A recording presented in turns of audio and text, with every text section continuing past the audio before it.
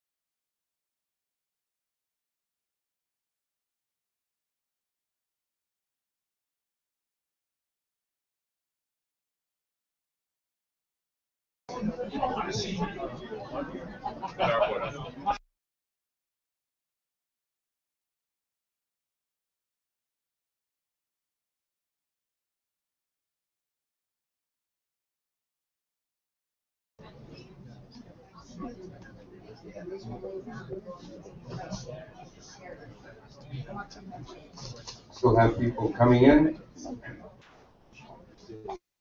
Okay, let's kick this evening off. First of all, I'd like to say hi, folks. It's been a while since I've been here at Nuchie's, and I'd like to thank Dave and Mike, our hosts for this evening. They do a great job, and we're all about supporting Bristol residents and Bristol businesses. So let's hear it for Dave and Mike.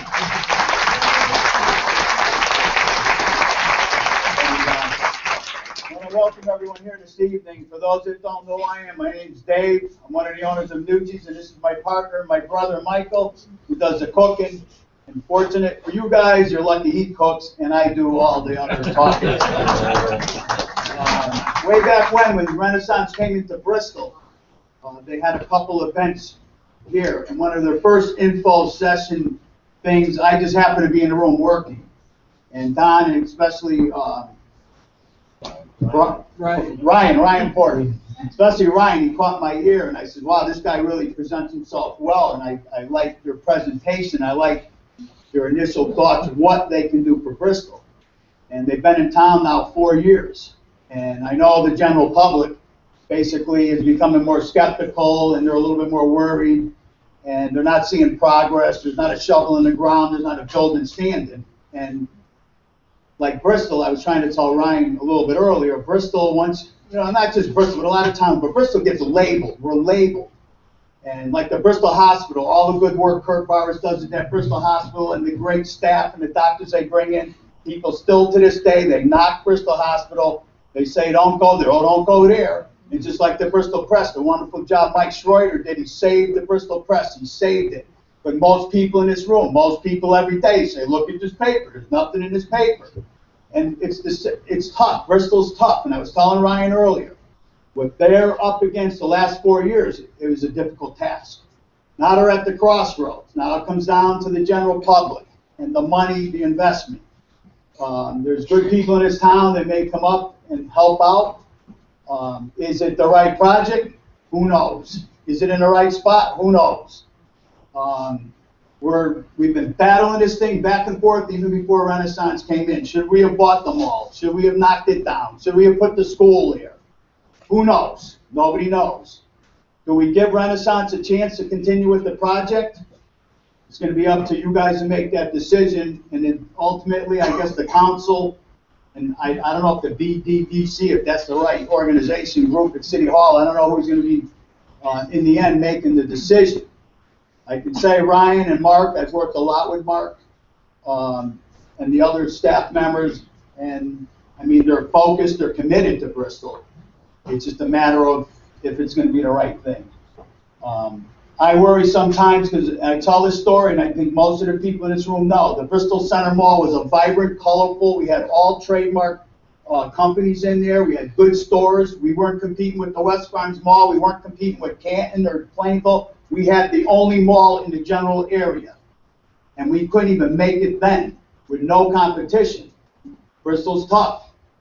And their deal with the building going up for apartments is really the right approach, because you got to have the people to support the businesses. If you put the businesses there, I don't know how they can withstand. I don't know how they can stay in business. Now, one of the things they say, Bristol, no restaurant ever makes it in Bristol. Well, we bought the place in 1976. It was empty and idle for 2 years. There wasn't even a bathroom partition in this room when I walked in here. There wasn't a light bulb. There wasn't even a rug. They stripped the whole place. We walked in here in 1975, actually. We bought it in 76, and my brother and I, with Nuchie Morocco, who lasted 3 years, he retired in 1979. And the reason why we made it with hard work. We worked hard every day. We weren't on the golf course. We weren't out in clubs. We were working every single day. And I know most of you people in this room know our commitment to this place and to this business. And the four walls, we're proud of what these four walls has held over this 39 years. We thank you. We are the first, and Ryan knows it, especially Mark, because I gave Mark a little bit of my mouth about 2-3 months ago. Because Bristol, when Bristol, all the organizations, when they need something and they're on a budget, they call David Nuchie's first. And I say to him, the first thing I say to them is, what do you got? What do you want to spend? If that's your budget, fine, we'll make it work.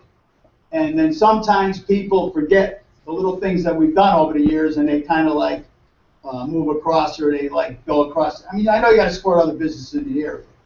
But Mark was AWOL on me for a while, and then when he called me one day, he needed a meeting room, I just gave him a little bit of my mouth. And you know what I got out? I got a $50 gift card from these guys. But the other thing is, I want you to understand, this is not free. We are not putting this on. Don Monte, Ryan, and the whole shebang, this is their idea to do this thing at Nuchie's tonight. So, in conclusion, again, anything will work, but it's going to take work, and it's going to take hard work. Tough decisions, challenges. Every day I come here, it's a challenge to be here. For 39 years, it's not easy. It's a challenge. Running City Hall is a challenge. The council people have challenges as well as Renaissance.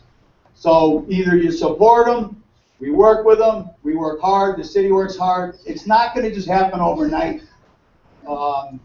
Yeah, we would like to drive down one day and see it look like Canton Center or look like, but it's not to be. It's not. It's Bristol. It didn't happen that way. So either we all go in, we work hard, we get some financing, and we see where it goes. The only thing I can leave it with, you can't take it with you, so you might as well spend it.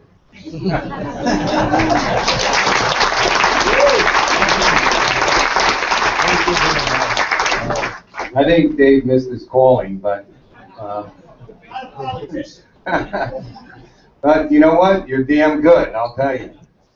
But, you know, following up on what Dave was saying and just getting into what tonight is all about, and I think it's really important that we understand that people may have varying opinions as to what should happen in Bristol, and all we're looking to accomplish here tonight is one thing and one thing alone, and that is for everybody to be able to express themselves, but express themselves with respect to one another's opinions, respect every one of us in this room, because at the end of the day, really all that matters is that the direction that Bristol takes is the right direction for Bristol. But we can do that in a manner that, as I said, is respectful for all attendees here tonight.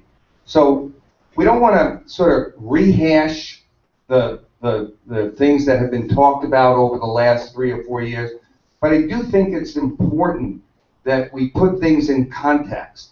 And the context that we put them in tonight is really to have a guy that probably should be a Bristol resident, Ryan Porter. And you know what? I'm sorry, whether you're for the project or you're against the project, you gotta love Ryan.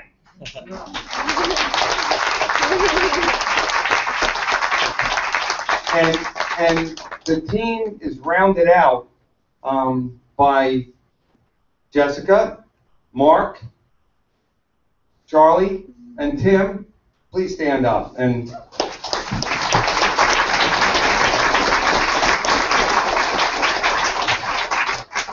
we also have the D'Amato family here tonight. And I think that's important because I guess it was 4 years ago when Renaissance and the D'Amato family were in a fierce competition. Remember, Eddie? Okay? And you know what? That's the first example of how folks can get to a table and partner and work things out rather than battle things out. And we did work them out. And I'm proud to call Eddie D'Amato and his family the Renaissance Partnership.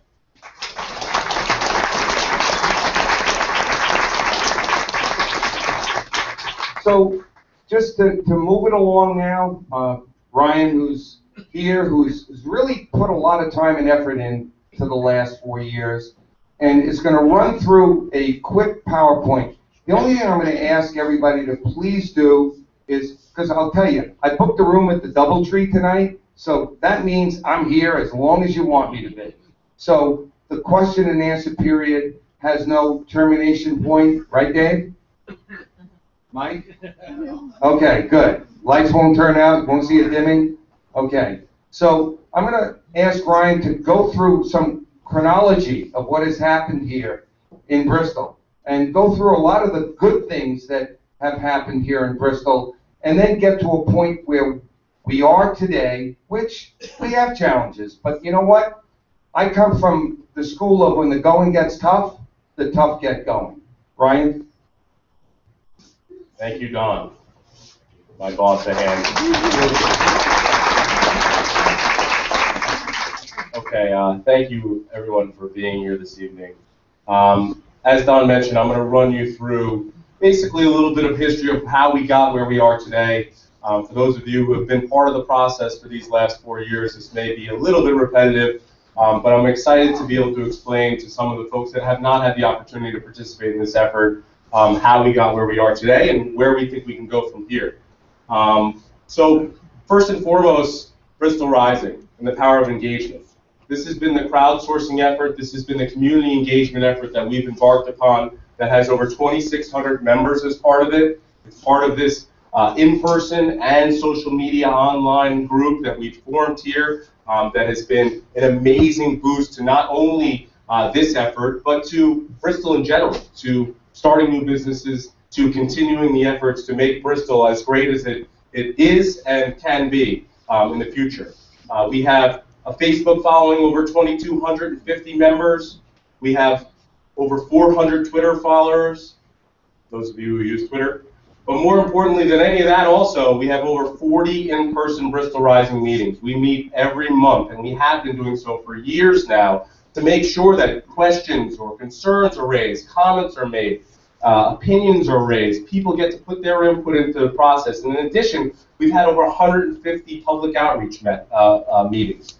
I met with everybody from the Lions clubs to the Bristol Boys and Girls Club folks to you name the organization. I have been in front of that organization typically multiple times over the past few years to get that input and to make sure that we're all part of this process. So for those of the folks that are kind of saying that we haven't engaged the public, I want to make sure that folks understand that while we haven't reached everybody, we have reached a lot. We want to continue to do that. And it's going to take participation from folks to continue to be an open, transparent, and participatory process that we're running through. Accomplishments to date. Now, these accomplishments are very important because they shape how we have ended up where we are today, and they shape how we're going to move forward together. And I want to run through each one of these accomplishments. As Don mentioned, in May of 2010, Renaissance was lucky to be selected as master developer for the revitalization of downtown Bristol to bring Depot Square back to that live, work, shop, and play downtown that it was once before. And as Don also mentioned, the D'Amato folks were right there with us, and we knew that at some point we were going to be working together, and we're excited to push this process forward together. Basically we had two respondents in 2010. We had us and the D'Amatos, and here we are today, sitting here, the same two developers committed to making this happen. In June of 2010, we opened our informational office. We began to hire local folks. We really started to engage the public on more of a day-by-day basis. We were able to rent space in City Hall, which has been an amazing experience. Not only were we able to pay the city for some of its space that was underutilized, but we were also able to really collaborate with the city and the city departments. It's amazing to be able to kind of walk across the hall and fix a problem that may happen. And I can tell you that my team spends probably 30 to 40% of their time helping issues that occur within downtown Bristol that really don't directly impact our project.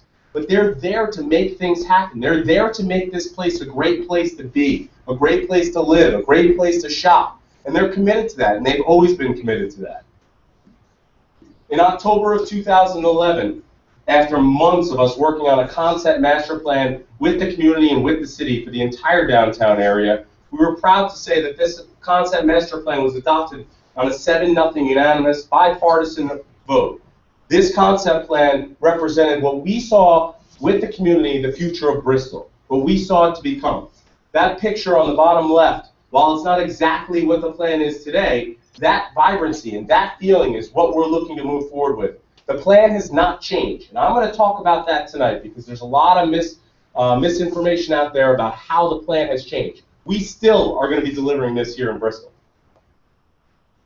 In September 2012, we started efforts on some adjacent neighborhoods that were there and had vibrancy and had some of the greatest wealth in Bristol for years back in the day that could be brought back again. The Summer Street neighborhood had some great folks that had just moved into it, bought homes there, and were looking to help revitalize it, but it had some issues as well. So we worked with the community, we worked with some of the neighbors, there were street cleanups that were done, and we had worked with developers to bring them into town to help redevelop some of these properties that, while historic in nature, certainly had crime and had issues going on with them to help revitalize that area.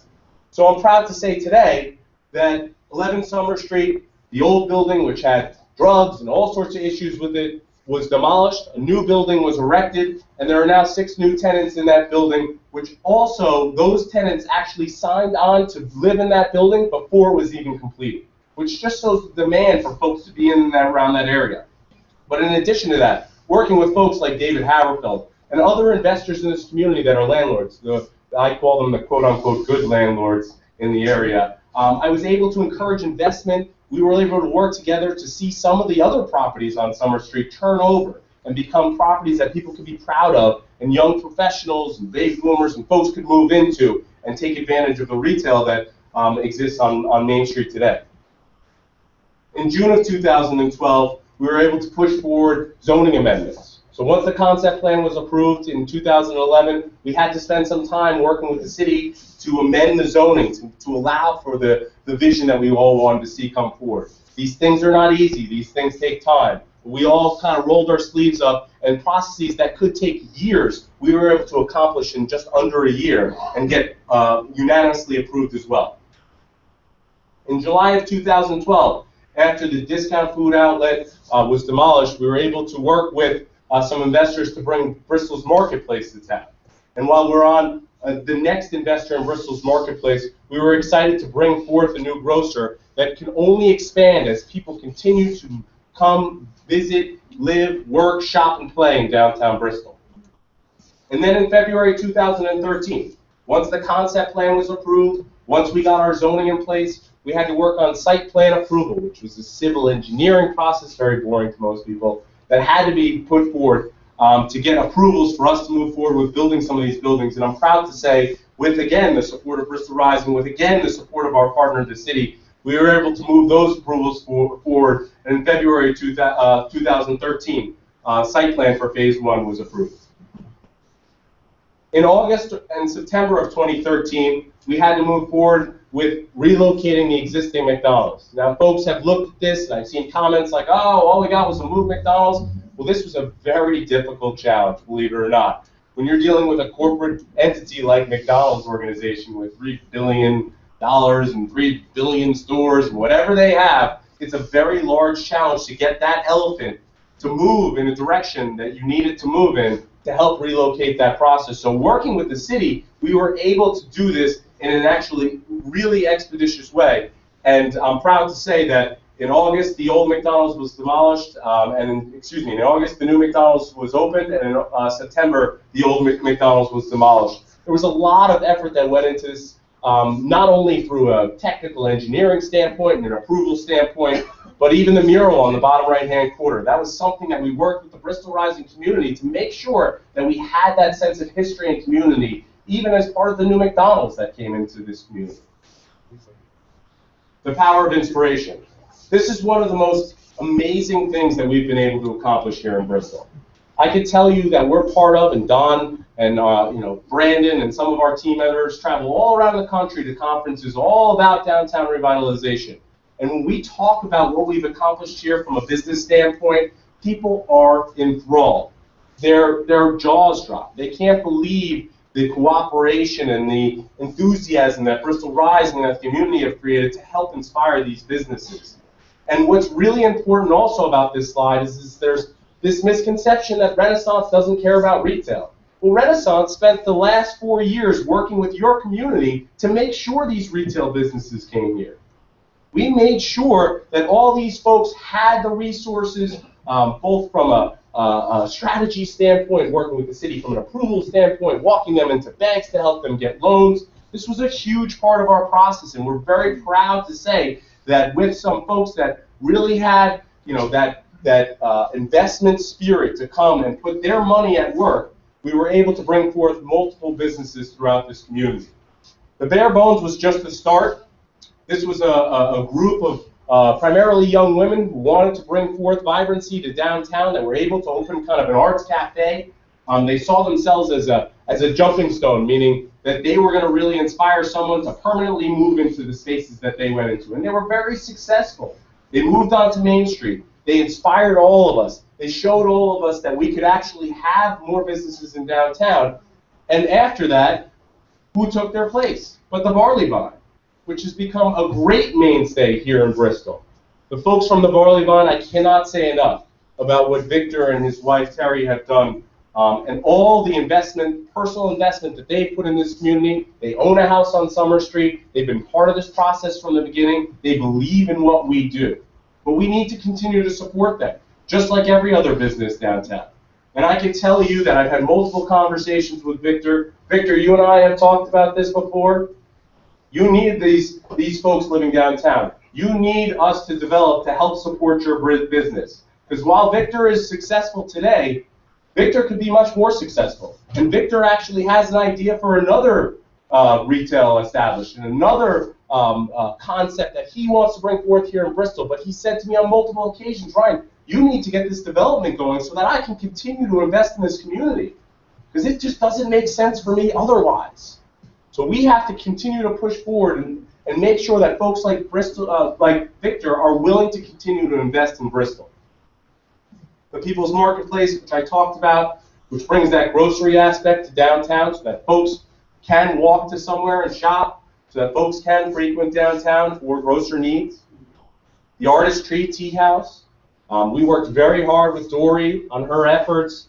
She did a great job. She's done amazing things. The West End neighborhood in and of itself is doing amazing things. And between the association and Dory and some of the other efforts that are going on there that have partially been inspired by Bristol Rising, we see the West End as becoming, once again, that great neighborhood that it was for a very long time in the past. Firefly Hollow Brewing Company.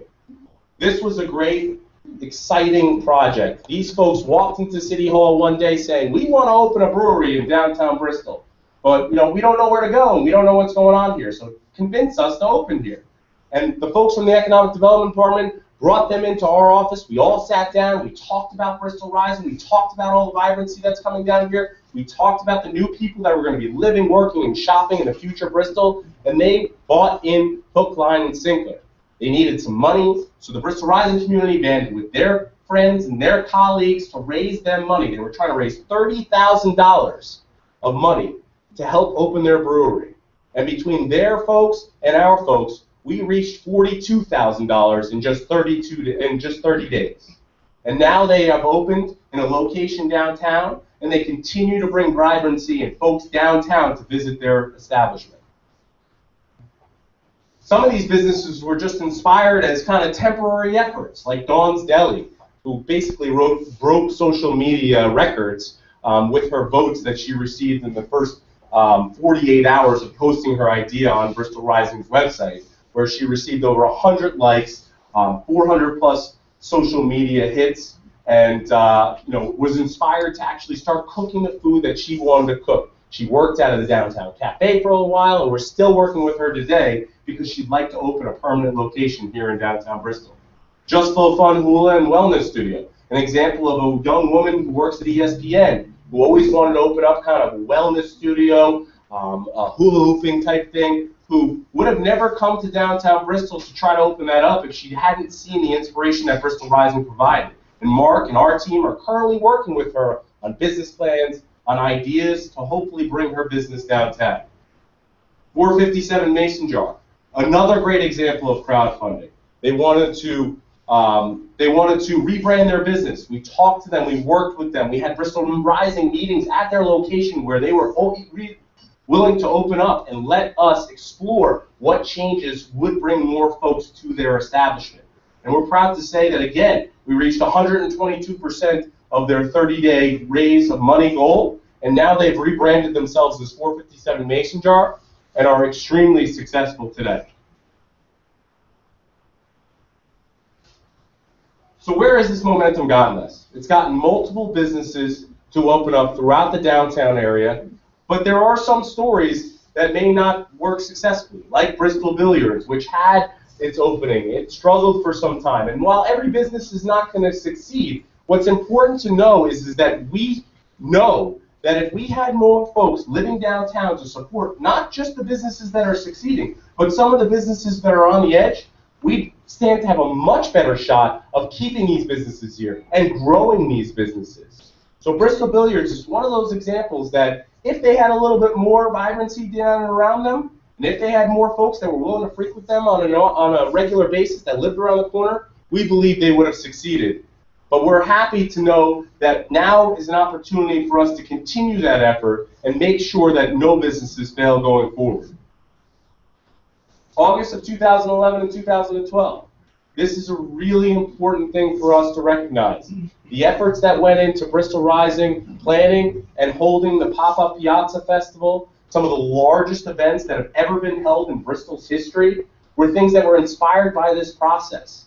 And they're events that we want to continue to hold once new buildings are built downtown, so that we can continue to showcase the efforts that we've brought forth. And folks like Barley Vine and others are working on festivals. The West End has picked up this, and they had a West End festival. So all these efforts have inspired us to push forward and to make history.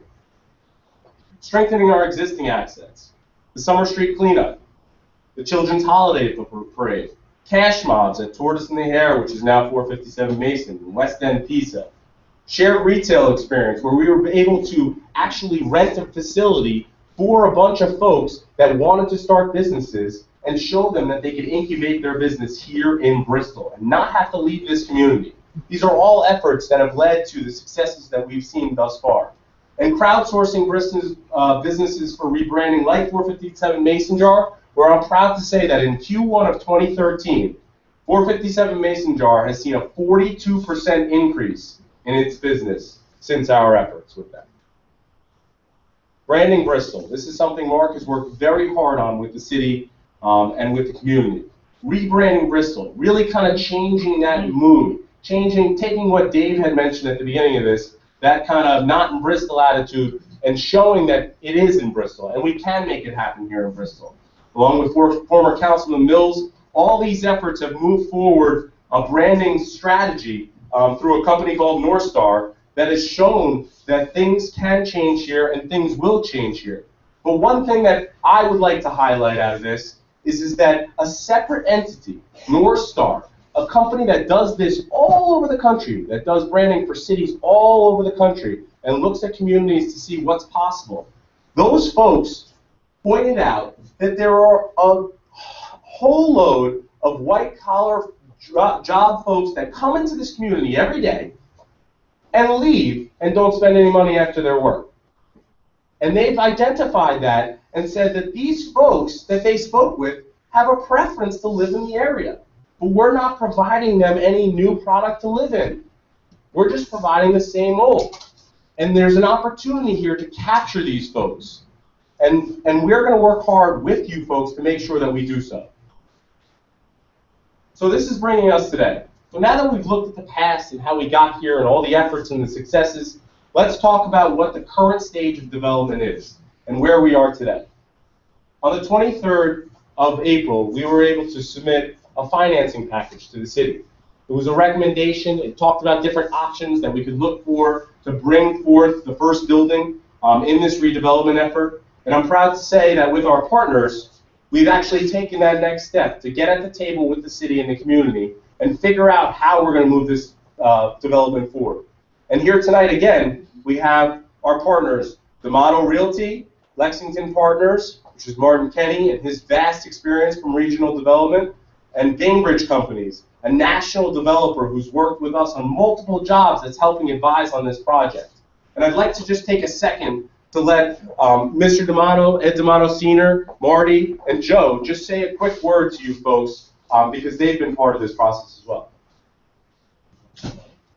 Ed D'Amato. I'm not going to be like Dave, but you can't give Dave a mic. You never give him a mic. I know David for a long time. At the beginning of this project, we were going full steam ahead until we met these guys here who are, believe me, they're real. You know, we've been in business 59 years. We have a very good reputation. I'm not going to put my hand on the line with just anybody. These guys are real. So back these guys.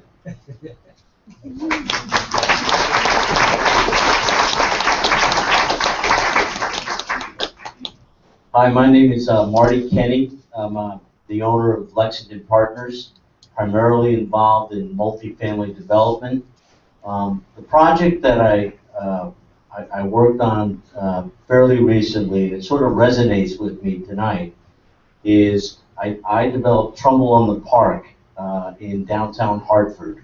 You may know Salute Restaurant is there, right across from Bushnell Park. But it took me almost 10 years to get it off the ground. And it's so funny when I listen to, you know, some of the things that Ryan was talking about people coming here to Bristol to work and then leaving. You know, Hartford was essentially a glorified suburban office complex. And we only had 500 apartments when we had 15 million square feet of office space. And when we announced that we were going to build buildings in this town center like you're trying to do here in Bristol, people laughed.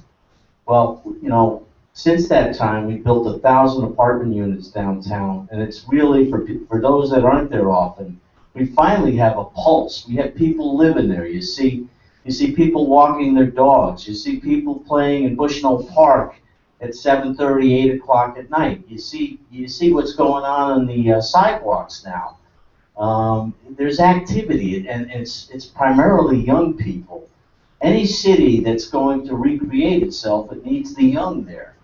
So I look at Bristol, and I see the potential. I mean, you have 60,000 people.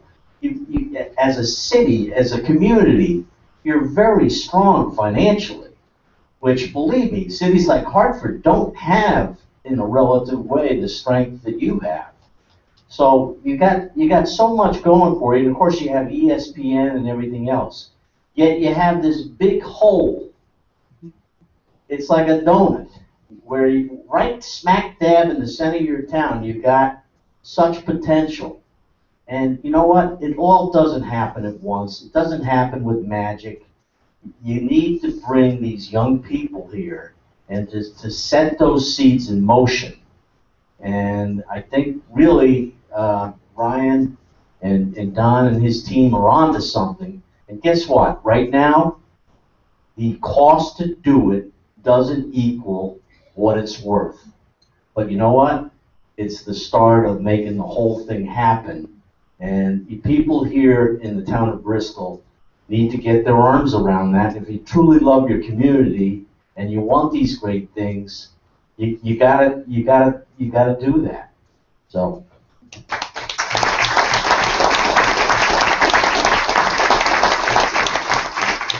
I'm Joe Torg. I'm a regional development partner for the Bainbridge Companies. We're a national residential developer, and I'm proud to be excited to be working with Renaissance and Don Monty and Ryan and Sean for well over a year on a number of projects. And these projects always take longer than you expect. You lay something out, schedule on paper, it always takes longer. There are all sorts of setbacks, national setbacks, local setbacks, regional setbacks, and things never happen as quickly as you want. But I can tell you from personal experience, a project like this will happen. You have to get people in the downtown. What Mr. Nuchie said earlier is correct. That retail can only survive with new bodies coming into the downtown. As a residential developer, my bias is always to build residential first, and that's the message I have for tonight. Thank you. Thanks, guys. So I want to talk to you a little bit about where we are today and how we got here behind a couple of the numbers, because it's important. There are a lot of folks that have said to me, well, you know, you came in 2010, all of a sudden you're hitting a kind of a roadblock. Why didn't you tell us in 2010 that you hit a roadblock? Well, here's how we got here, because it was a discovery process. It was a process of building, and it was a process of getting to a point where we knew exactly what we could and could not accomplish. So back in 2010, when we first started here, most of the lending institutions, most developers in the country, most of the folks who were going to be part of this project couldn't see any comparable product. Like Marty's talking about Trumbull on the Green, that wasn't a comparable product that existed here in Bristol. There was no opportunity for them to look at those numbers and say, okay, someone's proven the market here. So folks really thought that residential rents were really in that kind of $1.40 to $1.45 per square foot per month range, which unfortunately does not equal what's needed today to make these deals work. But we knew that there was more here.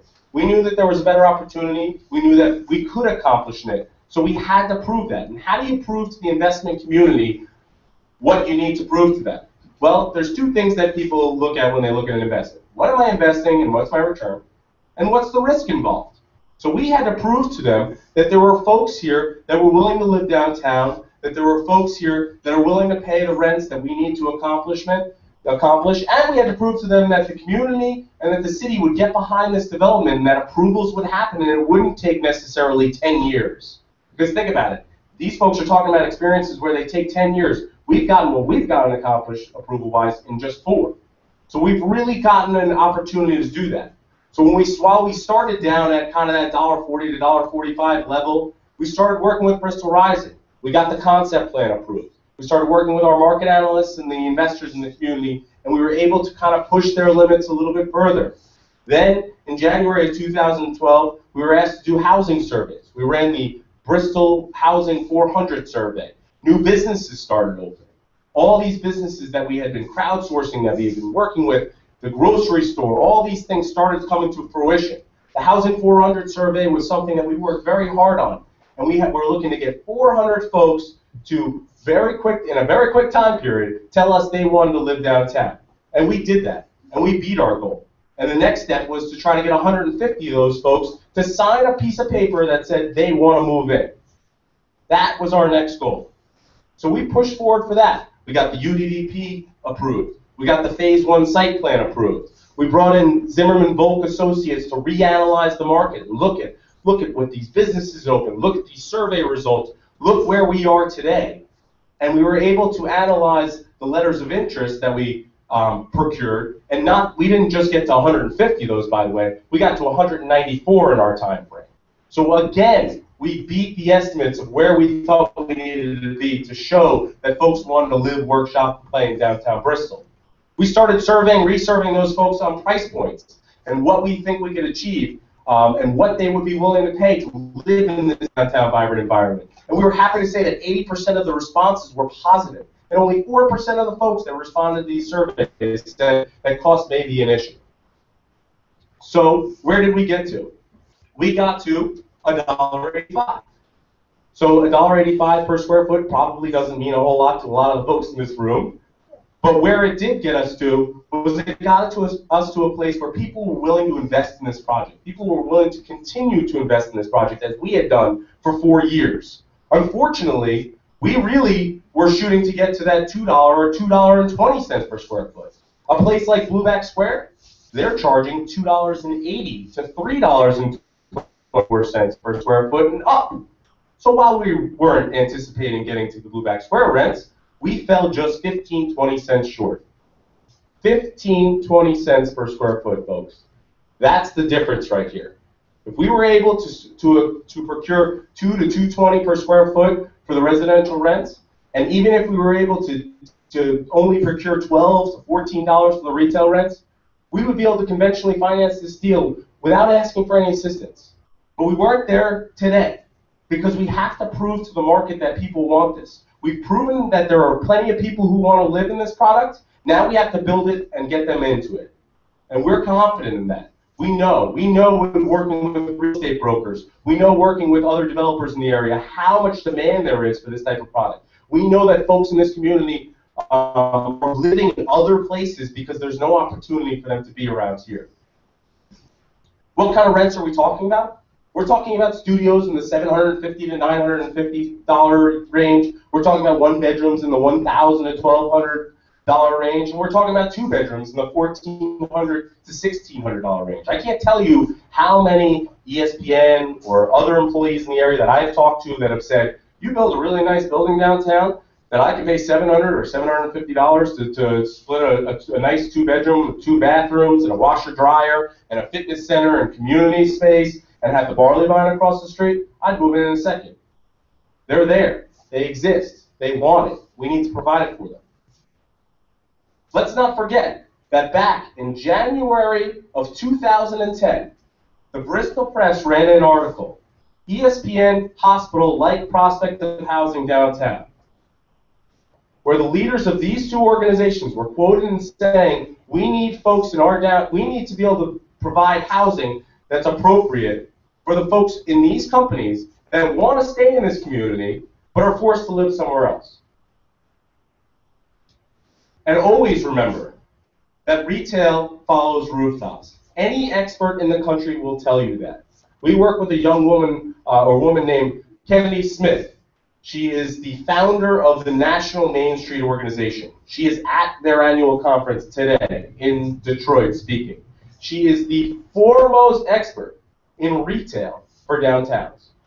Kennedy came in on multiple occasions to work with us. She held PowerPoint presentations to show folks what needs to be done. She worked with all the entrepreneurs that you saw out there before to open their businesses. She has been a part of this process for the last 4 years, and she made it very clear to us that in order to get all these other retail establishments open here in Bristol, you have to get feet on the street. You have to get folks to support these businesses. Not only the ones that exist today, but the future ones that are going to open up here. And you will attract future businesses to come here if you just put people in this downtown. But I do want to talk real quick about the amenities that exist, because there is this misconception that people won't move downtown because there's no amenities. Well, guess what? There are a lot of amenities that exist. You realize if you move into your first residential building across the street, you will have a hair salon.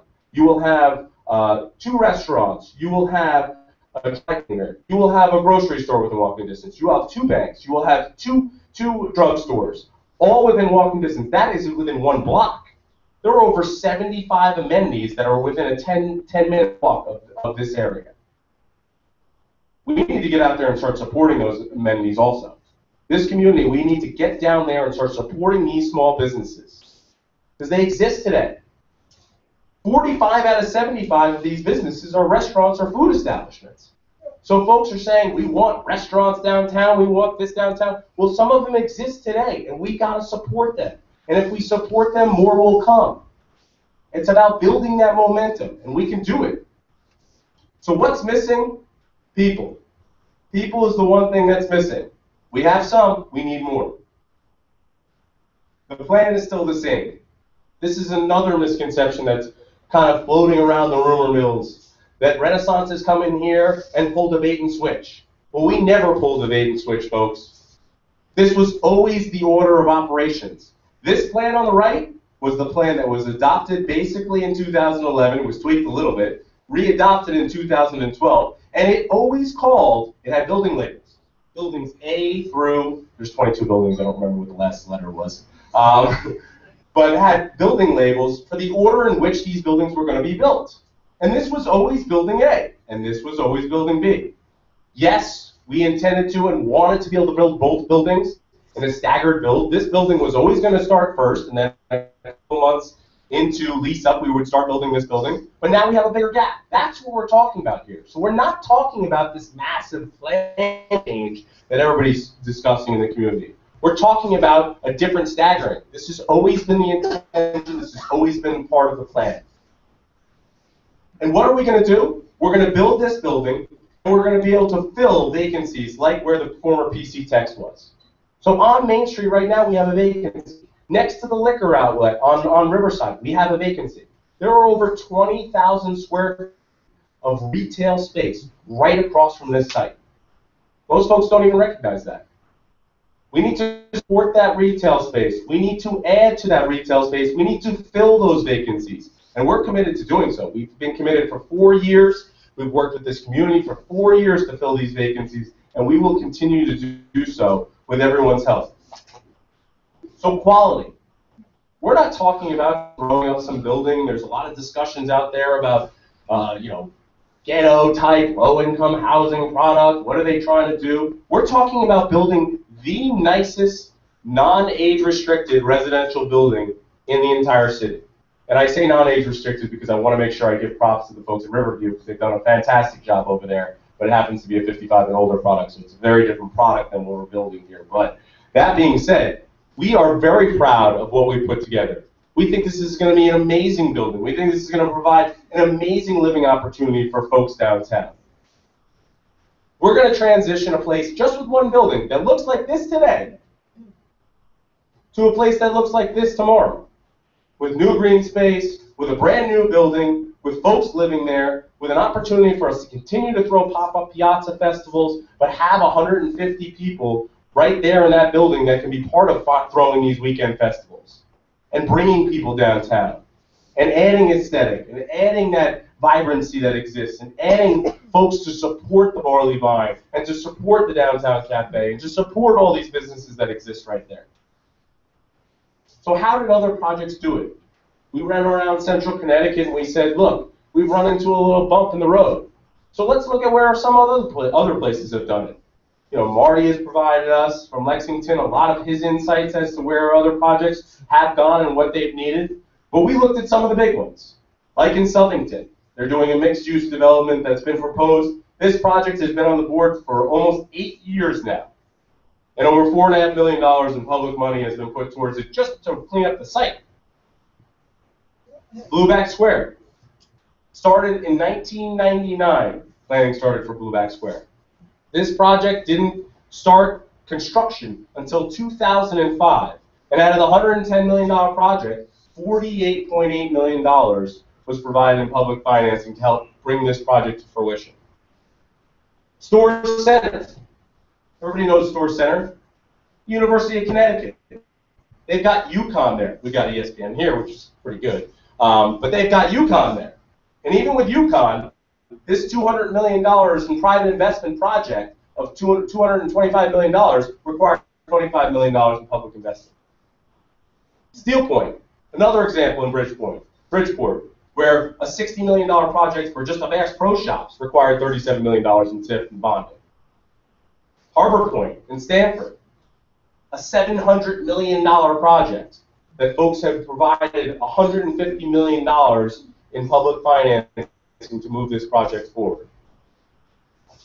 This is not what we are saying is the answer.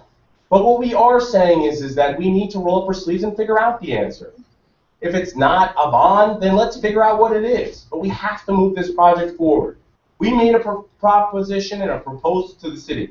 And all that proposal was supposed to do was allow us to all get at the table and figure this out. Because there's a lot of work left to do, but we can make it happen. Now, there's a lot of folks out there that are kind of saying, well, we've already kind of Renaissance, we've spent all this money on Renaissance already. Well, guess what? Just to make sure folks know, Renaissance is a privately invested company. We spent all the money bringing this stuff to fruition over the last 4 years. Has the community been an amazing part of this? Absolutely. Has the time that these folks have spent with us moving this forward been an enormous investment? 100%. Could we have gotten where we could have gotten today without that and the city and all the efforts of everybody involved? Absolutely. But the $2 million plus that's been spent on this project, the $2.1 million plus, has been Renaissance dollars. And we've invested in this project because we believe in this city. And we know we're going to make this work. And we're going to make it work together. And now we're proposing that there'll be a new investment of over $11.7 million in additional private money to make this first building work. There's a gap. There's a $6 million gap. And there are multiple ways to fill gaps. But we have to work together to fill that gap. And we're confident that if we do work together, we will make it work. So I presented a series of financing options. And I'm not going to go into a ton of detail on these because obviously it would take a very long time. But I'm going to talk a little bit about each one. And obviously during question and answer, if there's further questions about this, we can discuss in more detail.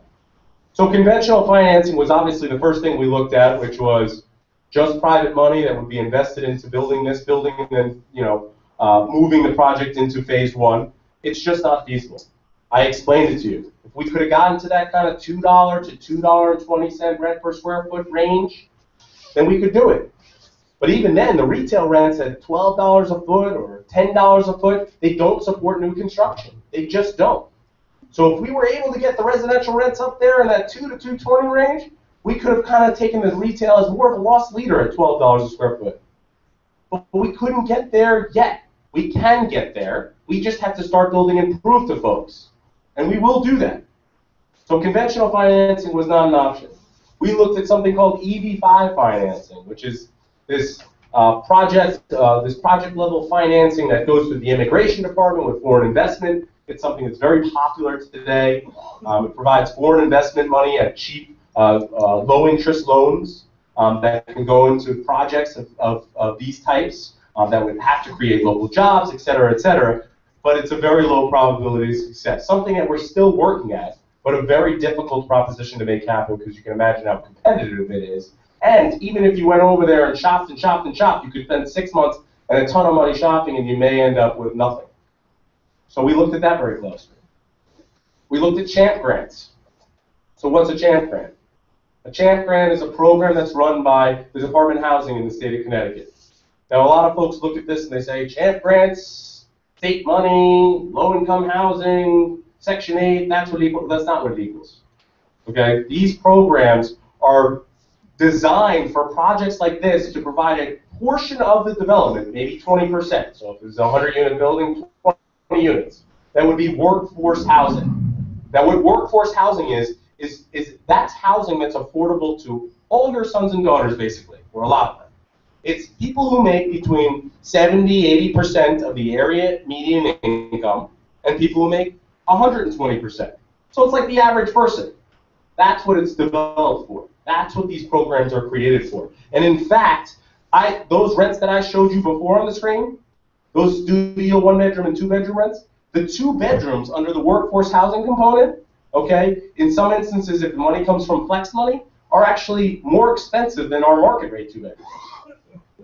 So it's really important to understand that there's levels and levels and levels of distinction between what's low income, what's Section 8, what's subsidized, what's workforce. There are multiple levels that go into these types of programs. So we looked at this program, and it's a program that's available for us to continue to look at.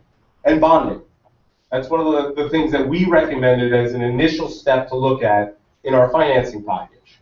And what this basically means is that whether it's a TIF bond or a general obligation bond, the city would take a bond. They would basically issue a bond, okay? Let's say the bond was $1 million, okay? They'd issue that bond, okay?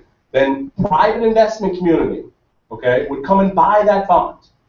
And they'd buy that bond, and the money that they paid for that bond would go to help the project succeed and help the project come to fruition.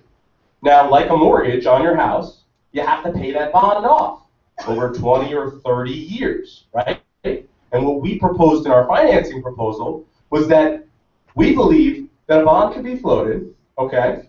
A bond could be sold, that bond could be used for the project, and then a significant amount of the money that pays that bond every year would be paid for by the project, and then the remaining amount would have to come from the city. So that's what we said was an option for us to look at. It's a difficult thing to look at, and there's a lot of instances where it works and where it doesn't, and what rate you can get, and what does it mean, and what's the term of it, and how does that line up with the construction loan. So it's not as simple as the explanation that I just gave you, but it is an option to look at. And that option is just for us to get to the table at. And ultimately, like Don said, this community and us, and working together with the Bristol Rising community and the city, are making the decision that's best for the community. So we're all going to work together to make the decision that makes the most sense. But all we did was put forth some options for us to discuss. We'd love to be able to wave the wand and say, this is going to make it work. But we can't wave that wand. But we can work together to make things happen. And I'm confident we can make things happen. And I know that once we get this shovel in the ground, and once we get this project moving, and once we continue to stay the course of working together, we will have set a precedent.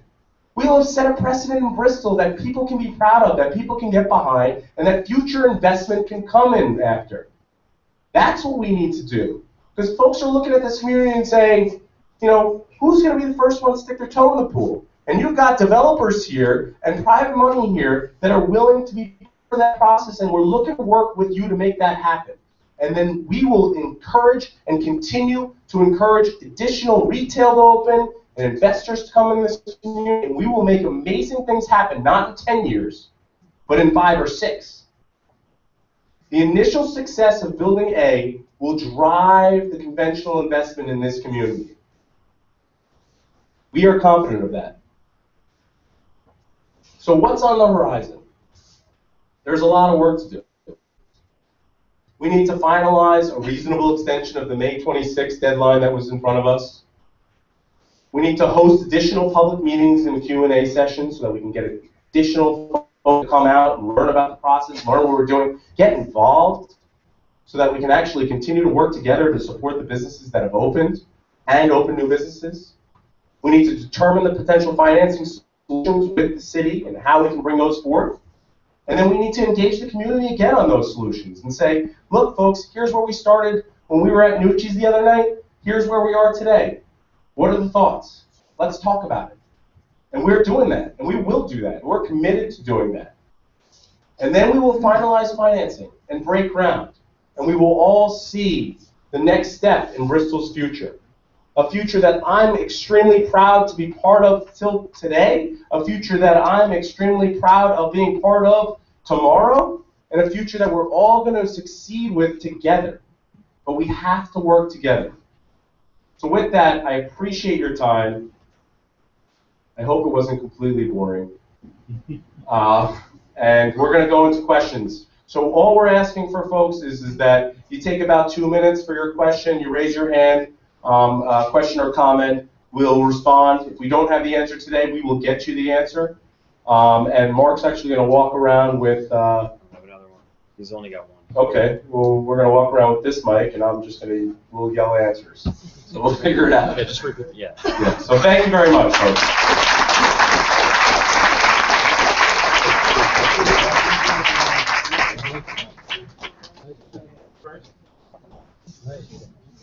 Hi.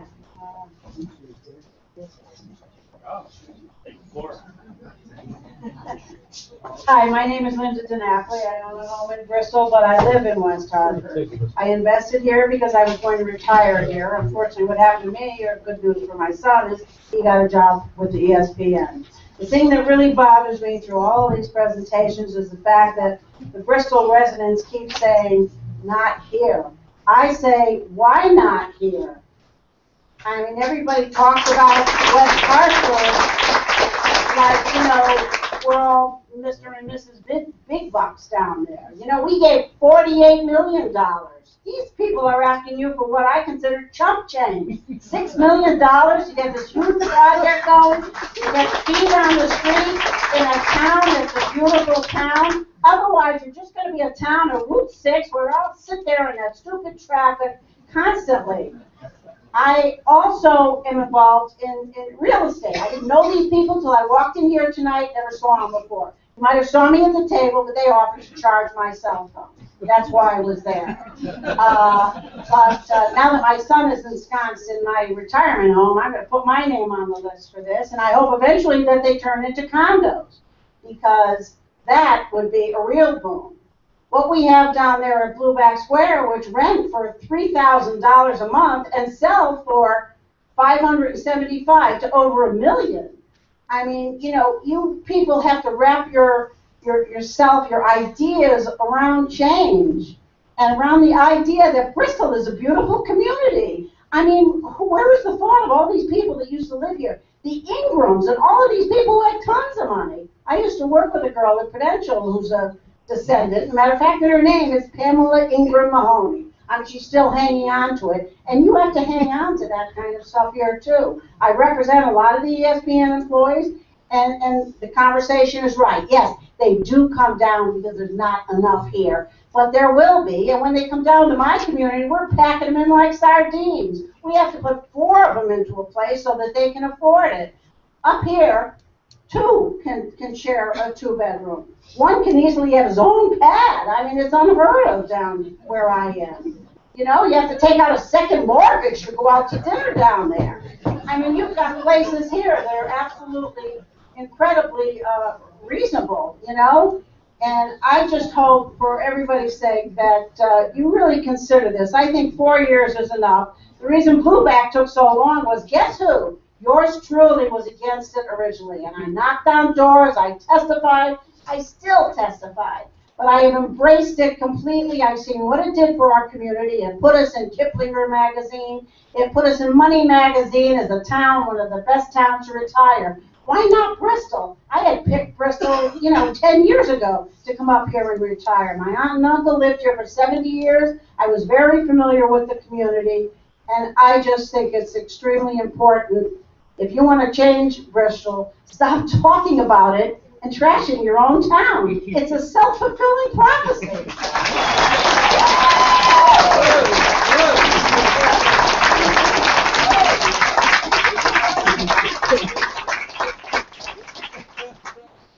So anyway, I mean, that's pretty much what I have to say. I really think you support it. I'm going to support it wholeheartedly, and I'm going to be the 196th name on the list. Yeah. I want a 2-bedroom corner room. Just want to make sure that your cell phone is fully charged, because I know that you are. Appreciate that. Who's next? Anybody else? Nobody wants to bother, right? Thank you. Good job. 10-second question. The master plan, where can we see a copy of that? Well, I can answer that. BristolRising.com, when you log, or you don't have to log on, but just BristolRising.com, there's an about section about the project, and then there's a slideshow right on that page. Just click play. Very simple. Slideshow is the master plan? It's a, Concept. yeah. There's so in 2011, the concept master plan was adopted for the entire downtown. So that presentation on the website shows that. But you can also, if you don't want to do it online, you can come to our office. I don't know if we still have them at the libraries. It's been a couple of years. But I think it's still at the library as well. So we have them in our office in City Hall, or at the library, or online. But then there's also what's called the special permit plan, which is the more specific plan for the site itself, Depot Square site, not the entire downtown. And that's also available in our office and probably in the library as well. We can certainly email you a link if you'd like, if you fill out One probably ought to consider making sure there is a copy available at the library. Sure, I know we put one there when it was adopted, so unless someone's stolen it, it should still be there. We can double check. We originally had it in both libraries, Manrossi and downtown. Who's next? Rochelle. Is that plan conceptual or is it realistic? And also, why do they have to be rentals? Why can they not be for just condominiums right up front? So they're homeowners.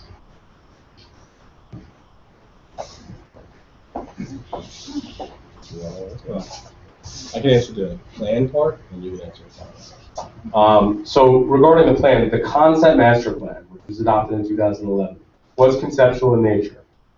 The UDTP special permit plan for the site itself that was adopted in 2012, which we can provide folks as well, that was a special permit that we received from the Planning Commission and is specific to what we're going to build. Now, things may change obviously over time as you develop the site over the next 5, 10, 15 years, but that is exactly what we plan on moving forward with, which is exactly the same plan that we're moving forward with today.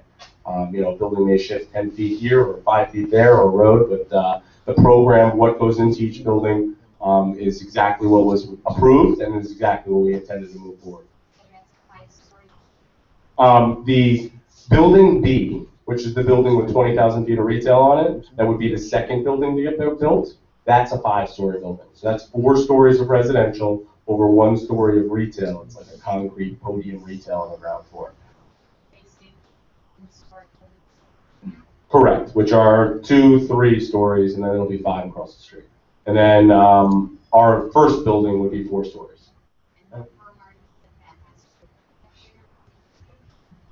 We can certainly talk about it. And Rochelle, to answer your question about rental versus ownership, we're developers. In 35 years, I have over 80 completed projects. Most of them have been ownership, not rental. But what we're talking about here is really what is the catalyst for development in downtowns. And 80% of product that's built in every downtown USA today is rentals. The rentals are really what bring upon the value for the for sale product. So this isn't about building all rentals. It's about a mix of uses, but what we need to do is see something happen.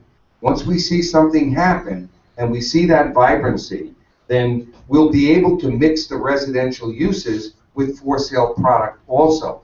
And we have other developers here that could probably share the same opinion that I have regarding the catalyst is rentals, the for sale follows.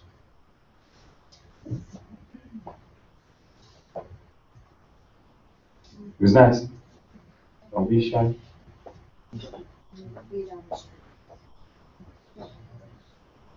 I'm not an expert about anything like this, but I think one of the major problems with Bristol has always been we don't have access to 84 or a major highway going through Bristol. Don't you agree? Yeah, I think it is.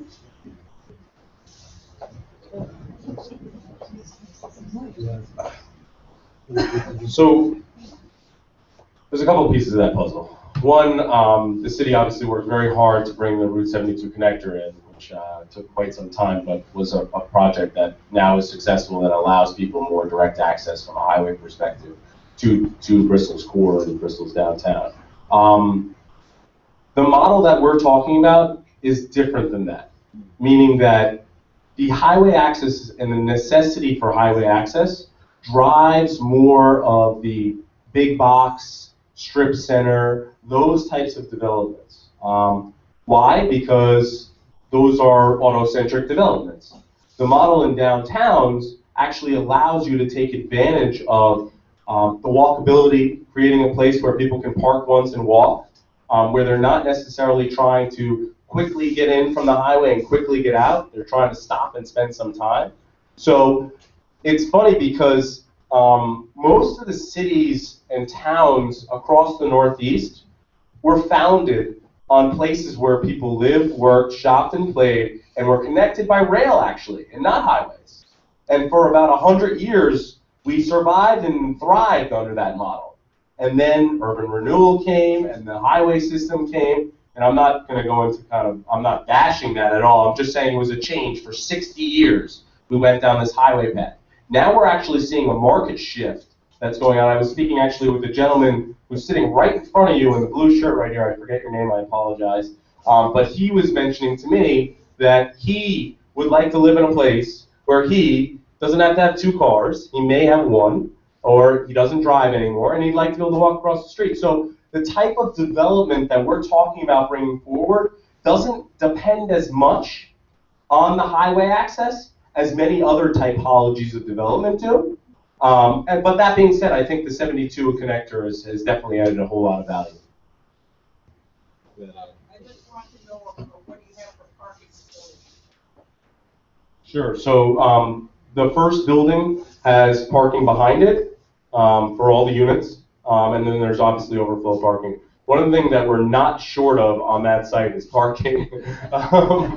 It has hundreds and hundreds and hundreds of excess spaces. Now, over time, we have in the plans that in order to efficiently develop the site, it may be necessary to look at things like a parking garage or whatnot. And just so folks know, just to give you a quick history on the site, when this site was purchased, it was purchased, a large part of the money that was purchased and demolished the mall property was provided by the state, okay, through a program that they provide for these types of projects. So I think it was a $5 million grant that was provided from the state out of the $8 or so million that are into this property today.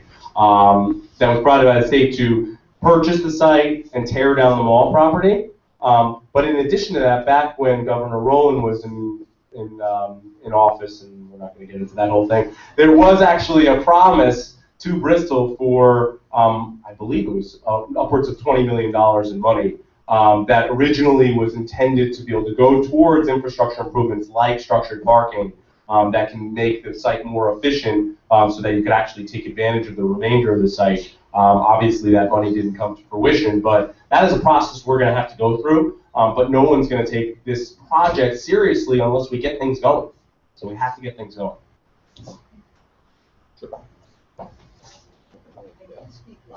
Okay.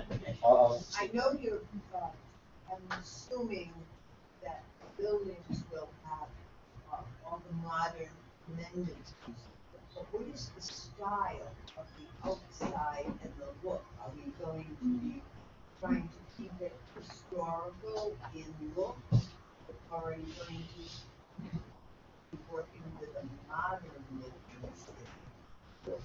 Which I don't work. Well, so the question was, what is the exterior / interior of the building going to look like?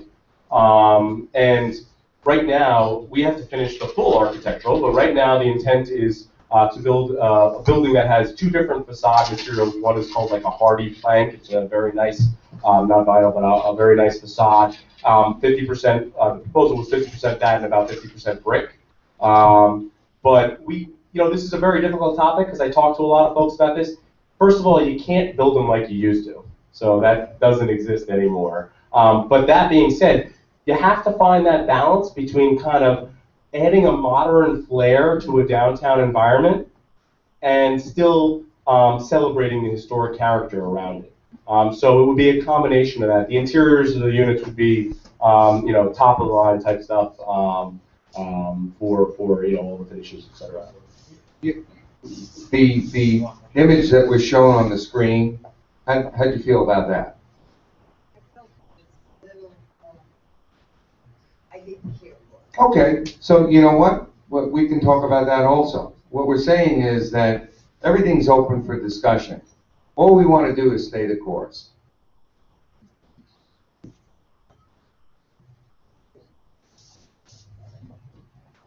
I'm about to be a college graduate, and I saw the plans for the apartment, and I actually did like how they looked. And I guess my question is that the workplace residency plan that you guys have, would that allow somebody like me, a recent college graduate, to afford an apartment like that, given the fact that I might not start right at ESPN right after I graduate? Is it going to help people like me live in these apartments, or is it geared more towards an older generation? Because believe me, it's time to get out of mom and dad's house. So I'm sure there are a lot of you in the basement that are trying to get out. The rents that we're proposing for the market rate rents, are, we believe, an affordable level for folks just starting out of college, absolutely. That being said, that CHAMP program we talked about, that also can add to certain amount of monies to the project. If we were to go down that path, that can actually make some of the units even more workforce affordable. But yes, the goal is certainly to make it so that folks can move into it, at a reasonable salary out of school.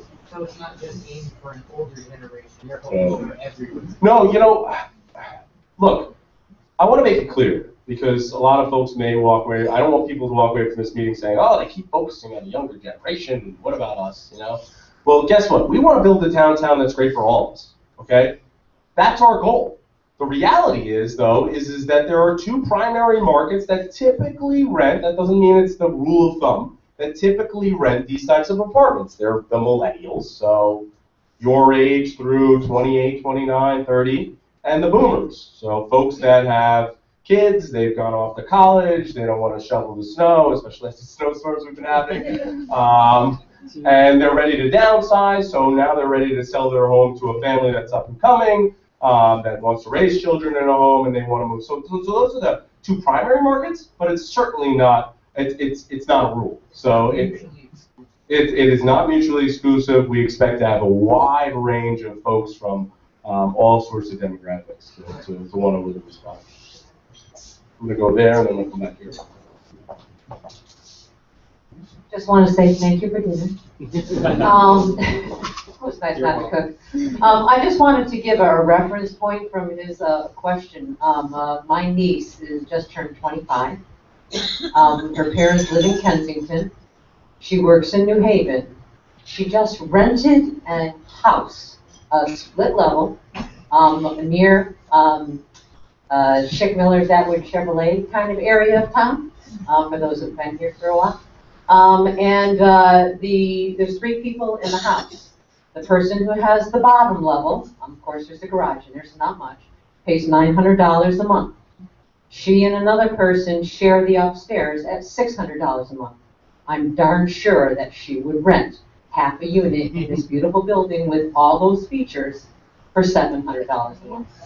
So I was very thankful to you guys to put up some numbers, because numbers mean something. And again, it's one of those kind of things that we all know what we pay for mortgage, and it's like, what could you afford if you were that millennium part on the other side? So I just want to say thanks for the numbers.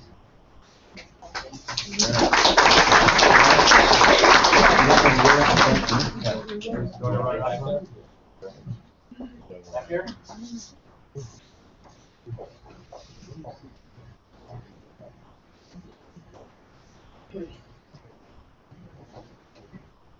I just wanted to give a comment. I'm 26 years old. I just bought a home on Federal Hill as a short sale. Started at $170,000 and I purchased it for $90,000. Great deal for me, but I'm scared that I've made an investment in a home that is never going to break that plateau, and it's going to. I was really scared when I heard that the plans might go on hold for downtown, because that's honestly a big percentage of the reason why I purchased a home as a young adult with a choice to where I wanted to live and to stay in my hometown. And it really honestly hurts my feelings when I read Bristol Press comments and all these people so negatively talking about a place that I was grown to appreciate and I had a wonderful life in, kind of talking down about it. So I just wanted to offer my opinion and say that I'm excited that I live in Bristol. I'm excited for the future of downtown. I'm curious to know the time frame for the projected groundbreaking, seeing as I have made an investment here And I look at it like that. And also, I'm curious if there's going to be any integration of the Federal Hill community, because I feel like as a person that likes to travel and spend money and go places to eat and experience culture, that there hasn't been a lot of emphasis on, capitalizing on the historic buildings that we still have and making them kind of a forefront in this effort as well, and kind of replicating that feel. I've done a project on downtown Bristol from the past, and it just had such a great, vibrant feeling and wonderful stories when I hear it from my family, of how wonderful it was downtown. And I think you guys are going really close to capturing that. I just would like to say to everybody in the room to be a little more open-minded, because everything we did in the past it failed. And this is something completely different. And just kind of, be a little more confident in our generation, because I think people are really interested in staying here and starting a family, but it's hard to want to when people are telling you how much it sucks. So, just as a person that took care of it for a long time. But when did you start it? Oh my goodness. Thank you.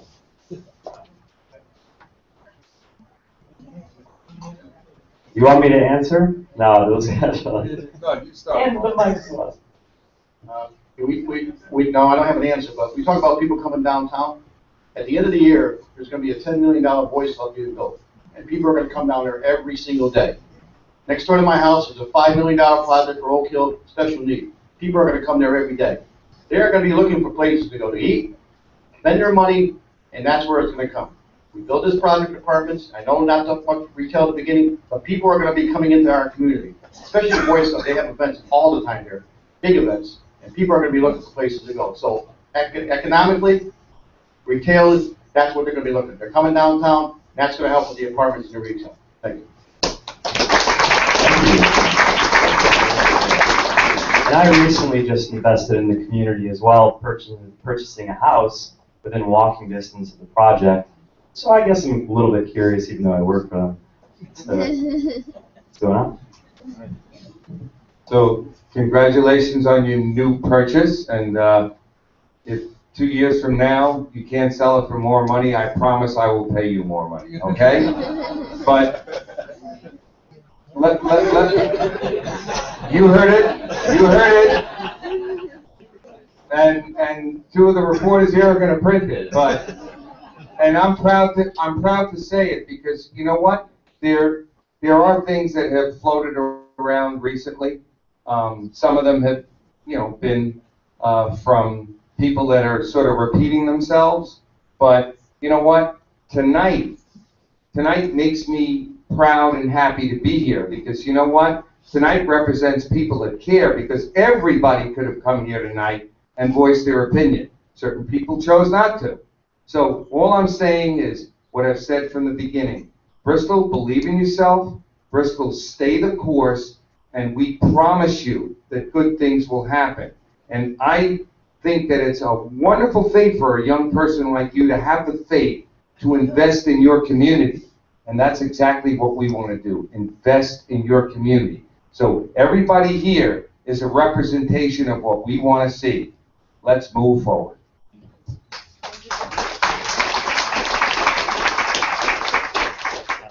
So just to follow up on that, the intention was always for us to get in the ground this year. I still think that that's a possibility. We've got a lot of work to do with the city. And the good news is that we have a site plan approval already, which needs to be tweaked a little bit, but we have a lot of momentum behind us. So technically, site work could start as soon as we have the financing in place.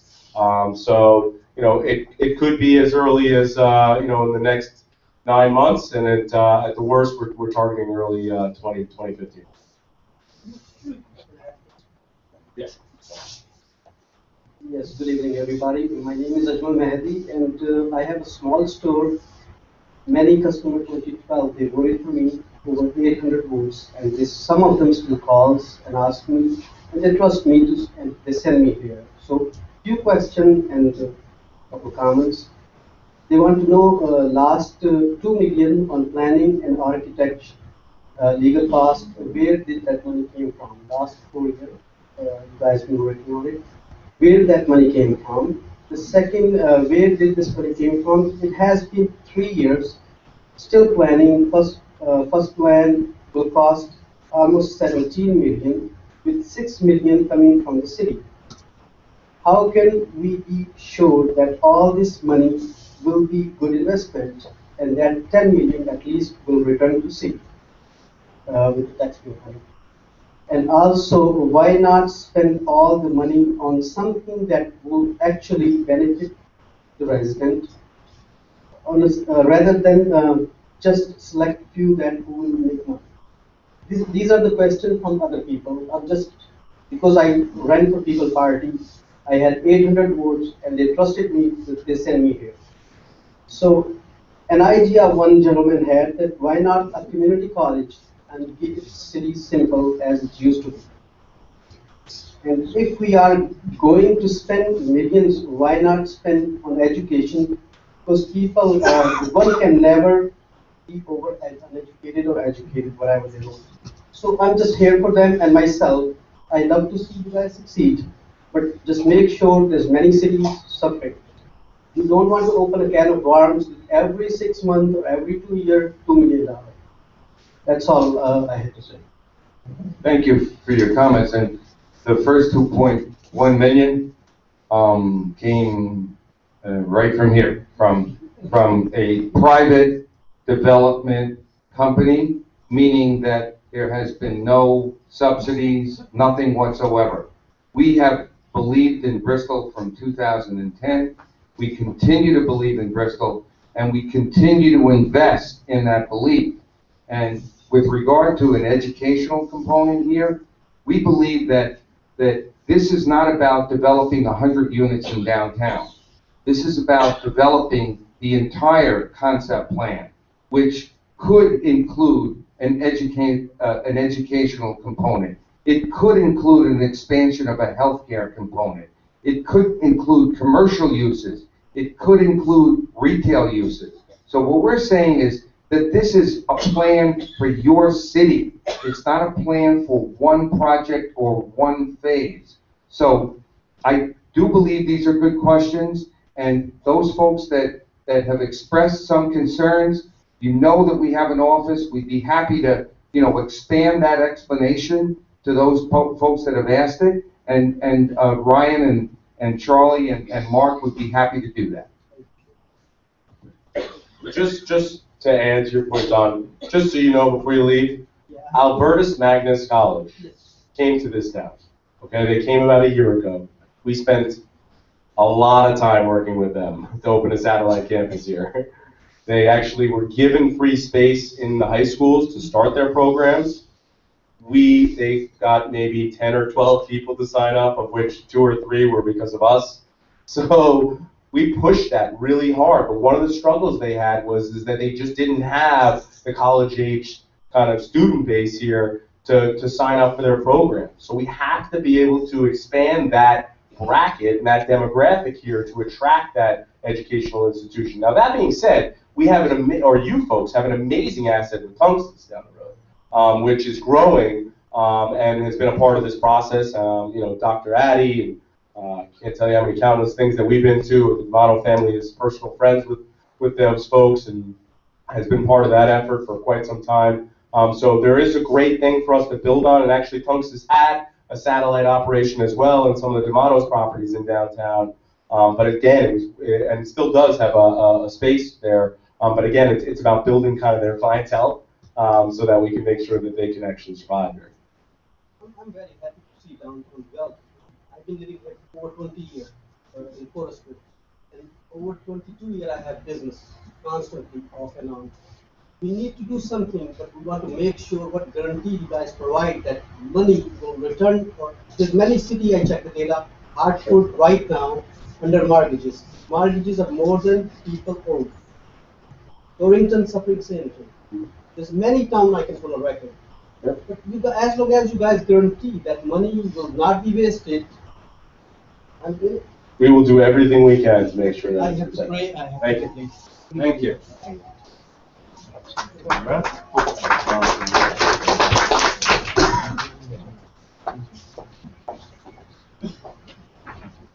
Is it all? Hey guys, I'm one of the Firefly guys. A lot of people know Dana's face a little bit better. He's in the back of the room. He's not the guy who usually stands up and speaks. He just makes really great beer. So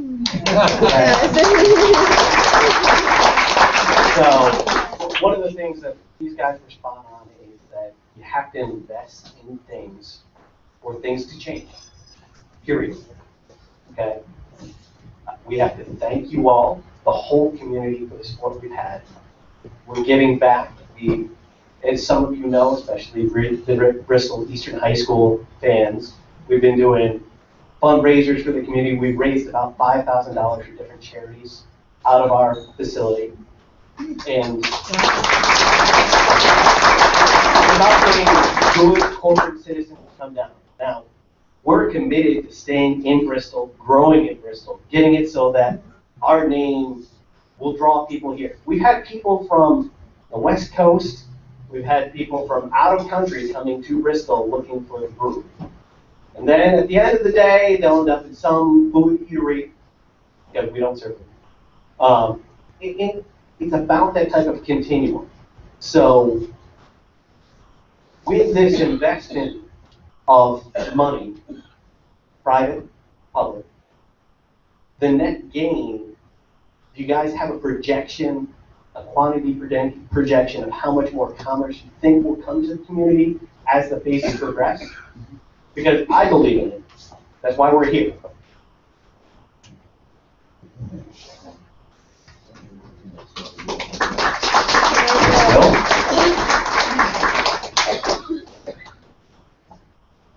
So we have a whole bunch of details on that, but I can give you the short answer that typically for every dollar of public investment, that returns or stimulates $10 in private investment in these types of projects. So that's part of this process, is getting it going, because that is anticipated. So if it was $5 million or $6 million, that it's been proven across the country that that would stimulate $60+ million in private investment. But Dana, we should talk about it. I mean, we have a concept plan. We have experts that did multiple studies as to how much revenue this will add in the future, how much buying power it add, how much support for the businesses will add. It would probably take me like 45 minutes to go through it all. But yes, it is significant, very significant.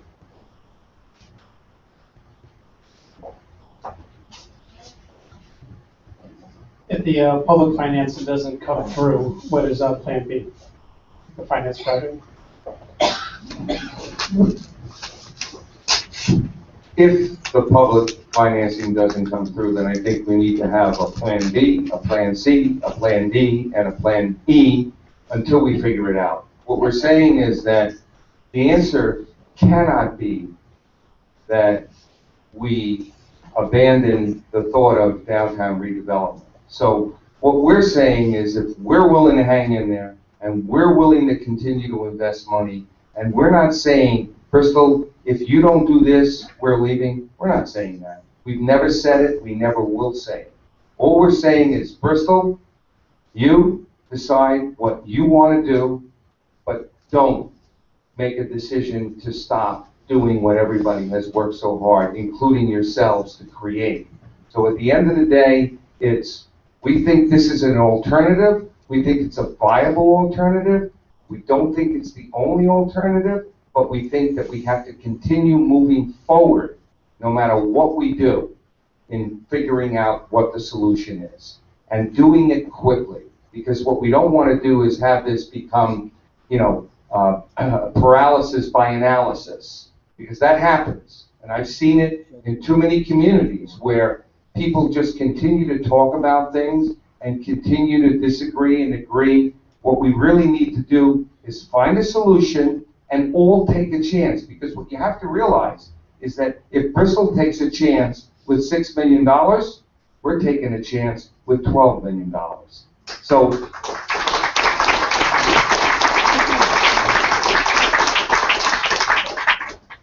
we go all the way back.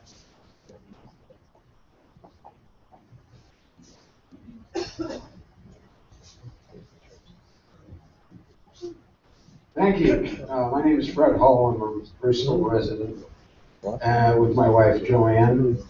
And 4 years ago, we came here to Nuchie's. I think you had the same dinner. Possibly, but, well, I mean, it was ZD. I thank you all from Renaissance for having this opportunity to come and clear the air a little bit and express our opinions, because it's important. What I learned 4 years ago was that this was a place where we developed friendships. Some of our best friends here in town are people that we've met through Bristol Rising and this development of this project. What that means is that there's a core of honesty and straightforward talk that if you listen to what Don has to say and Ryan has to say, they're speaking the truth. They're putting it out there for us to listen to, but more than that, they're giving us the opportunity to help mold that truth. That was the thing that caught me from the beginning, was that I would have a chance as one person living in Bristol to voice my opinion in a way that would have meaning and help to build a stronger community and a better place to live. And it was by involving myself with Bristol Rising, picking up a broom and sweeping the streets, Summer Street, and cleaning it up and watching the kind of conversion of that neighborhood begin and continue. It was finding out how sincere Ryan was with his promises when Bristol Marketplace first fell. You say, well, that's that. But he worked his butt off to get us new investors into that facility and fulfill his promise that there would be a marketplace within walking distance of this project once the food outlet was torn down. That meant a lot to me, because it meant that they are sincere, and this is not a lot of developer pie in the sky, blue sky talk. This is real. And the more I've come to know these people, and they're very accessible, and the more that I've had a chance to interact, the more I've come to believe in this project, the more I've come to believe in Ryan Porter and the people of Renaissance Downtowns. And the more I believe that if we get involved, if we talk to our friends, and we come to the meetings, and we put our efforts into it, and our input into the planning, not sitting back and waiting for a commission of the city to hand something down to us and say yes or no. This is where you can be the commission. You can make a difference, rather than sitting back reading the negative nabobs of the blogosphere who have no idea what they're talking about, because they had never seen any of them at a meeting. And because of that, they're not informed. And when you're not informed, you can't make a smart decision. Come to these meetings, become informed, become enthusiastic. Let's make this happen and have us look back as the greatest generation in Bristol's history for what we've done here in this city. Thank you.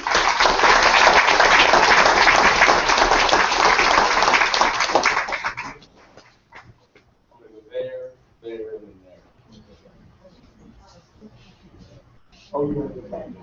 there. Okay. Do you mind staying there? And I'd just like to thank Fred and Joanne, because this is how much part of the community I have become. They actually got me a present tonight for my son, who's going to be born next month. So that's how much the process. Thanks. My name's Victor. I've been coming to meetings for almost 4 years. And, there's these signs going around, no public debt, that I've seen. I was wondering if you have some counter ideas of things you can put around town consciousness of people here to invest in Bristol. There's people that won't spend money for anything. I went online to find the person who has been putting up these signs, and I think he developed his own backyard. He's pretty much a loner and doesn't believe, in the cooperation of private and public funding. I think that's what makes this country go. You got to have a good combination. I was just wondering if you have an idea what the investment for the average taxpayer in Bristol might be for financing. And also, I was just thinking maybe an investment could be tied into maybe an IRA, so you can develop your retirement account while you're investing in something like this. So, to answer the sign question, we actually talked a lot about that. And there are certain things that you do want to go tit for tat on, and there are certain things that you don't. Actually, the folks in the community that deal with blight and stuff like that have really had a lot to say about these signs and the kind of persona, and that they make the community not look as nice with all the signs kind of going around like that. And in most communities, as an example, when you have a political race, there's a lot of rules as to where signs can go because of that. So we're not going to get into the sign war, but we can certainly try to encourage those sign people to come to a meeting to try to prevent them from putting the signs up anymore. Regarding the financing, I cannot give you an accurate answer, and as everybody here knows of me, I will not give you an answer unless I have an accurate answer until we sit at the table with the city and talk about it. Everything from an interest rate to a term can change all those numbers very dramatically. So, but I will tell you that as soon as there is some agreement in place as to whatever path we all decide to go down, you folks will know the answer to that. The question that I have, Mr. Monty, is how soon after the phase one, the first building, is built, will it be on the tax rolls for the city of Bristol? I'm going to let Ryan handle part of that answer, and then I'll complete. So it depends on the financing methodology again. So if you went down a TIF bond process, then the taxes of the project would be attributed to pay part of the bond. So the bond is either retired or not retired.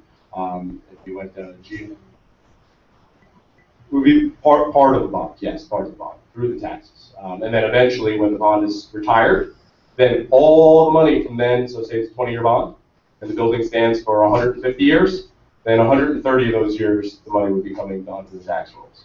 The first one. So that, it's a very complicated process. I think the overall goal of anything is for the city not to come out of pocket. So when we talk about a bond, it does not necessarily mean that the city has to shell out money.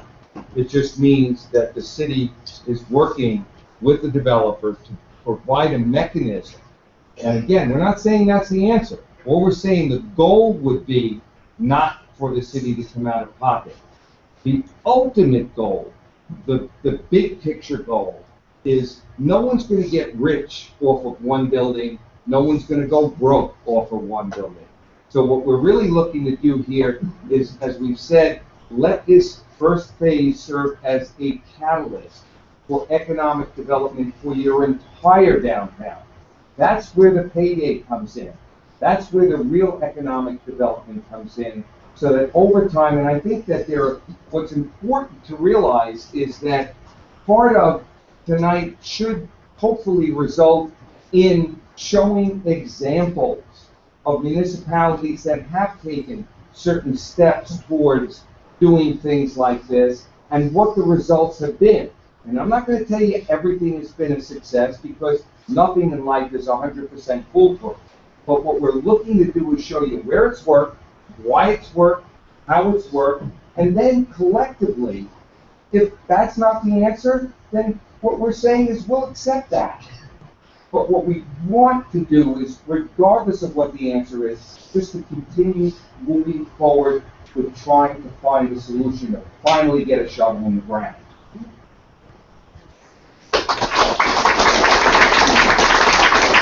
Good evening. My name is Eddie, and I used to have a little restaurant on the street called Latino Restaurant. I closed it not too long ago. I was hoping that the downtown would have been built so we could do something better. I I had a hard time with my business, not because it was a new product. I had a hard time because people were afraid of Latinos, or a new name, or a new idea, or a new concept.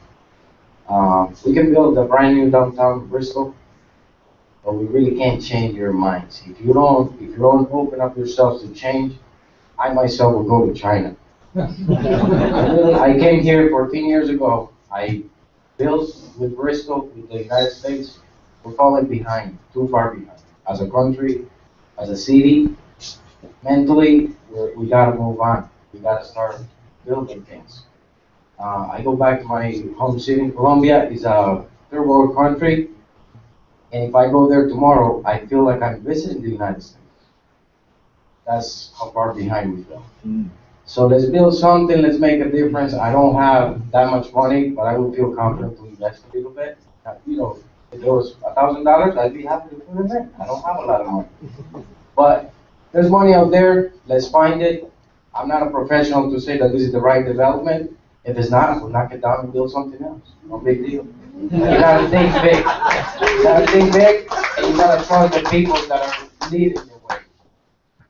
And let's follow the change, the new ideas, the new things. Thank you.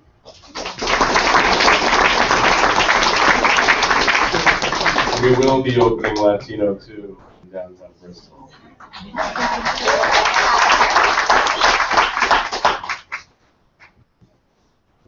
just have, once this starts, how long will it take to build? And then, do you have to have the whole thing built before you start on phase 2? And if we do start on phase, if it all works out, and you do go to phase 2, I mean second building B, will that also be public financing? Good questions. So the projected construction schedule is about 18 months of this building.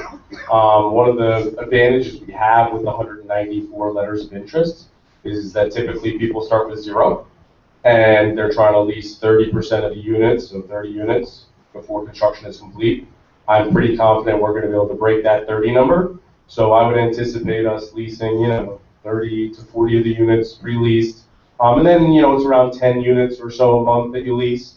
So it could just be 4 or 5 months before the building's leased up. Now, I can't tell you today that as soon as the building's leased up, we would start with the next building. Likely, once we've proven rents, we could probably expand rents a little bit to go into that conventional financing methodology. But obviously, things can change. Construction costs could change between now and the end of the first building. Methodologies can change. So we have to kind of adjust with the times. But the goal would be to start as soon as possible, because the developer proposal here is the proposal we put forth is a very, very, very, very small return for the investment. So the only way that we actually make our money back is to continue to build buildings. Especially the $2 million that we've already invested, which will probably set back as well. So. I live on the street. What's the chances of that turning profit?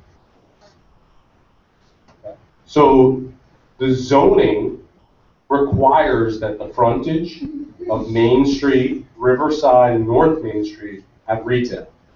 So we're legally required to have retail in those places. So we would have to do a whole lot of stuff to change the zoning, which is all public stuff that has to be voted on. It is certainly not the intention. We are intending to build exactly what we have there. But I will implore you to look at that, wherever the heck it is near the front door, the 75 amenities on there, and talk about ones that you haven't had a chance to frequent. And let's continue to talk about ones that we need to bring downtown, and let's start filling some of the vacancies that exist in some of the existing buildings, because that needs to be done also. It's great to say we're going to build a new building with retail, but if there's a vacancy right across the street, it makes it that much harder to lease up that space. So we've been successful in doing a lot of that thus far, and we need to continue to do that. I don't know if I believe you may have been a part of, you've come to a lot of Bristol Rising meetings, but we spent a lot of time where we did this activity and this exercise where we actually outlined, and it's on the website, all the businesses in surrounding communities that you frequent, right, that you think would be great for here in Bristol. And we spent a really long time with the Bristol Rising community coming up with all those businesses. And we actually reached out, and the Bristol Rising folks went and met with all those people and tried to convince them to come down here to Bristol. And I just spoke with Jess yesterday about going back after that list again, right, to show them that here's where we are now. We were there last time. But that's part of this process is saying, you know, you go to Middletown to shop at this woman's dress shop, you love it, you think it's a great opportunity to come here to Bristol, we'll go pitch them and convince them to come here. But we're not going to convince them to come here if they read the newspapers and it says, community is against development, right? So we have to all kind of take that approach. Don, you want to? And Ryan, just a little bit of a follow-up, because we've heard a lot tonight about residential and retail. And what we really have to do is think beyond just residential and retail, because the concept plan that was approved dealt with more than just residential and retail. It dealt with commercial, it dealt with a hotel, it dealt with a lot of things, potentially cultural, open space, parks, the whole picture that you need to create a vibrant downtown. So what we don't want to do is just get stuck on residential and retail. What we want to do is make sure that we have a balanced growth in downtown. And that balance includes everything. Okay, well, you will. You're young enough to see it. You're okay. You're good. Hi, my name is Dory. I opened the Artistry Tea House on the West End in Bristol, and I just wanted to take a moment to thank I wanted to take this moment to thank Bristol Rising. I tried to speak out in the forum of downtown at the Bristol committee to try to get their extension going. And I was speaking, of course, in favor of Bristol Rising and what's happening in the downtown build. But I was trying to make a few points, and I had to cut it short to be in a 3-minute time frame.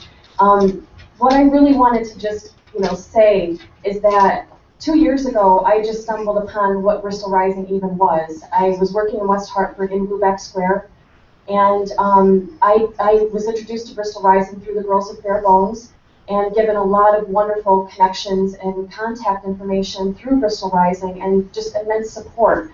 These people are not being funded by our tax dollars, they're being privately funded, and they continued to fund little events at my tea house, which I'm putting and pouring my own finances into it. I'm not at a 1-year point. I will be at a 1-year point come November 1st.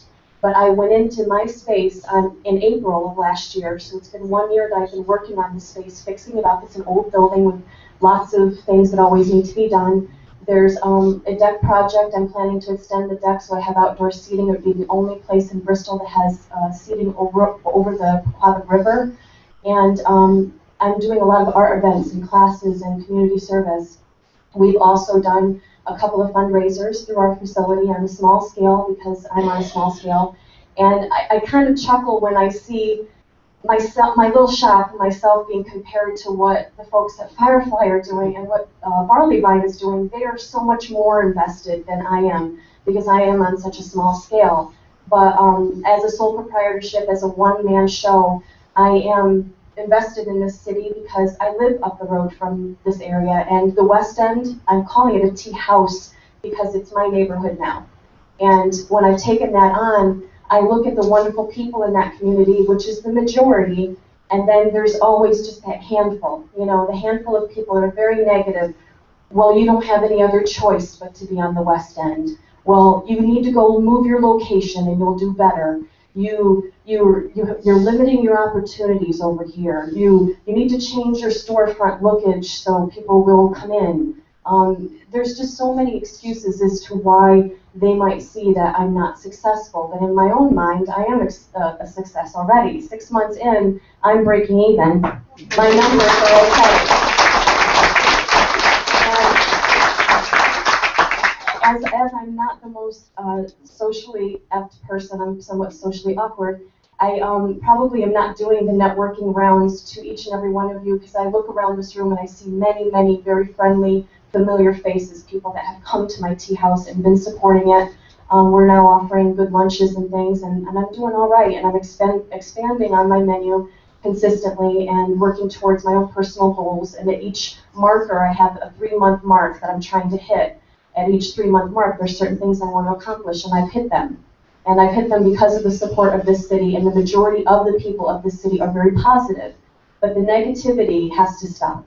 People that look at you like you're going to just be doomed has to let that go, because I believe in this city. I believe in how beautiful it once was in the past. I believe in its potential for the future.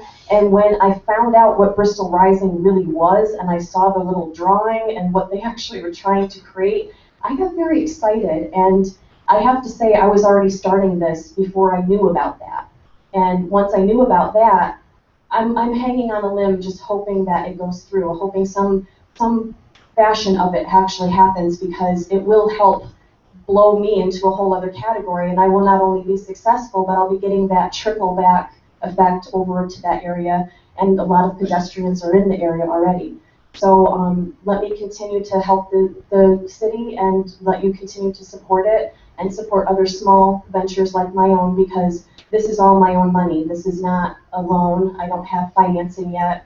And when I reach the 1-year mark, hopefully that'll change. Maybe I can do some crowdsourcing and Bristol Rising. We've talked about it. But I just want to thank all of their help, because honestly, this has not been an easy process. If anybody tells you it's easy to run a small business, it's not. And Bristol has its challenges, but just Connecticut has big challenges. Connecticut is falling behind as far as the progress that we're making to get ourselves out of this recession. Connecticut's slower to recover. And it's for reasons like this. There's a lot of fear, and there's a bigger gap between the rich and very poor in Connecticut that doesn't exist in some other states Midwest. So we need to be forward thinking, we need to invest in ourselves, and we need to continue to invest in something that's already investing in us with its own money, and just give it a chance to actually be something more than what it already is, and it will be something. And I want to personally thank Mark and Jess, because there's been times I've gone in there just frazzled and having a bad day, and they just listened, and if nothing more, they were some sort of like business counselors that kind of helped me pull my head out of my butt and then feel a better day the next day. So I just want to thank them for all their support and all their help, and thank all of you that have come to support me so far. Sorry.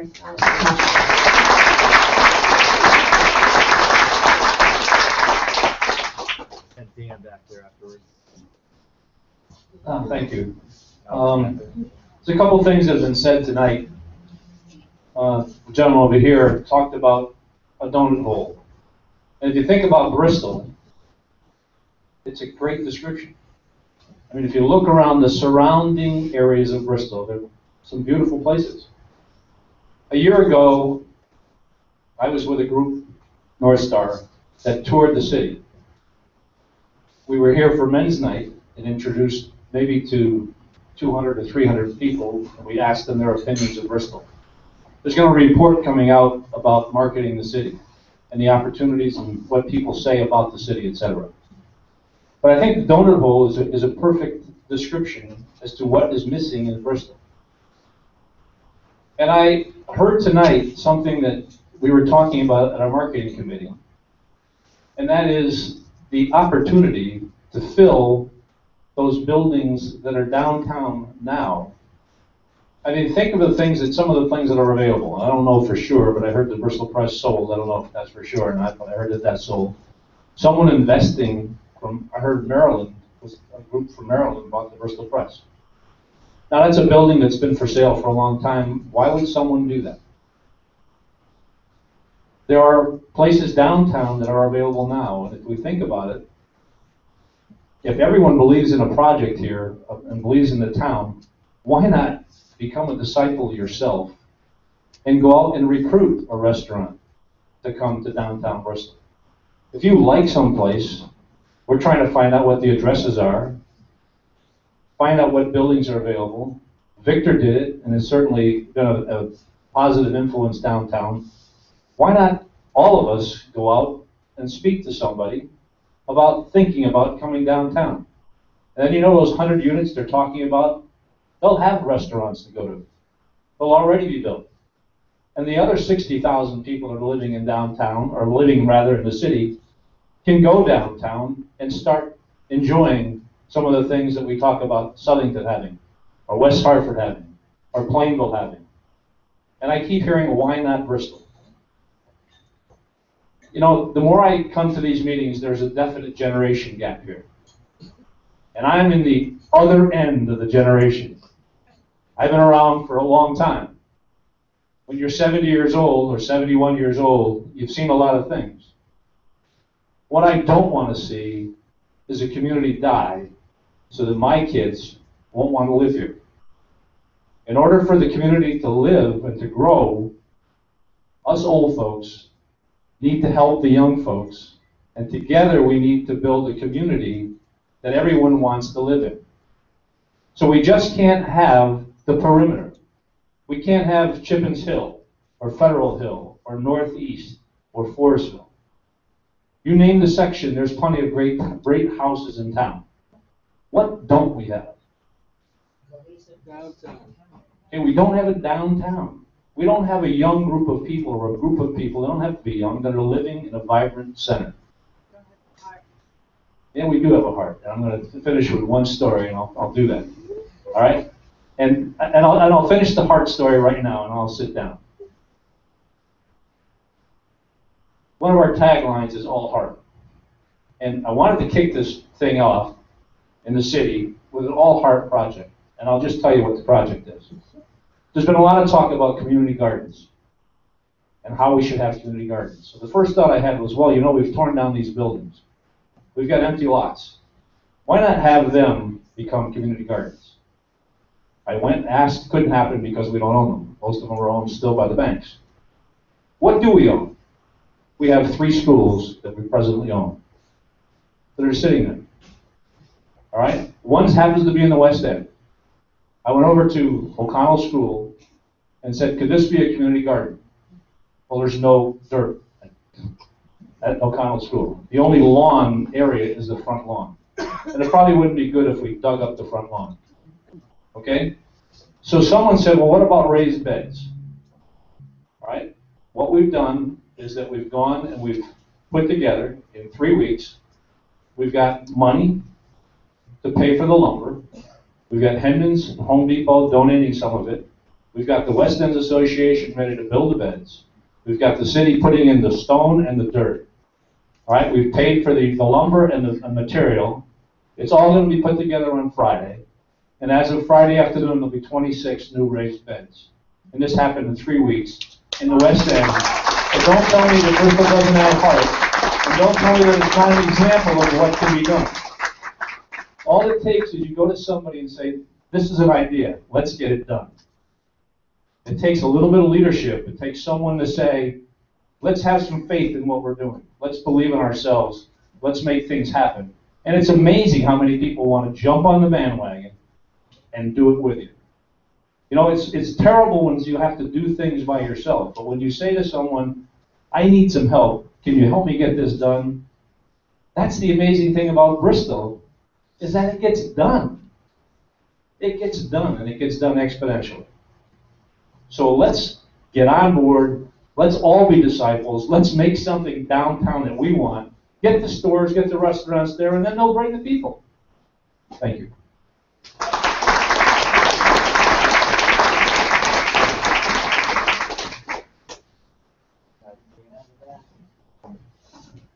Been waiting for a long time, and I saw that Ham was going to be getting tired, huh?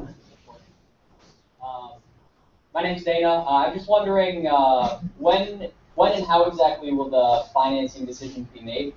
And I don't see particularly a lot of young people in this crowd, and I think that is a demographic that's going to be very important for moving this thing forward. That's where a lot of the support's going to come from. So I'm wondering if there's also a strategy to try to really build awareness for the project for those young folks who maybe aren't quite so politically aware.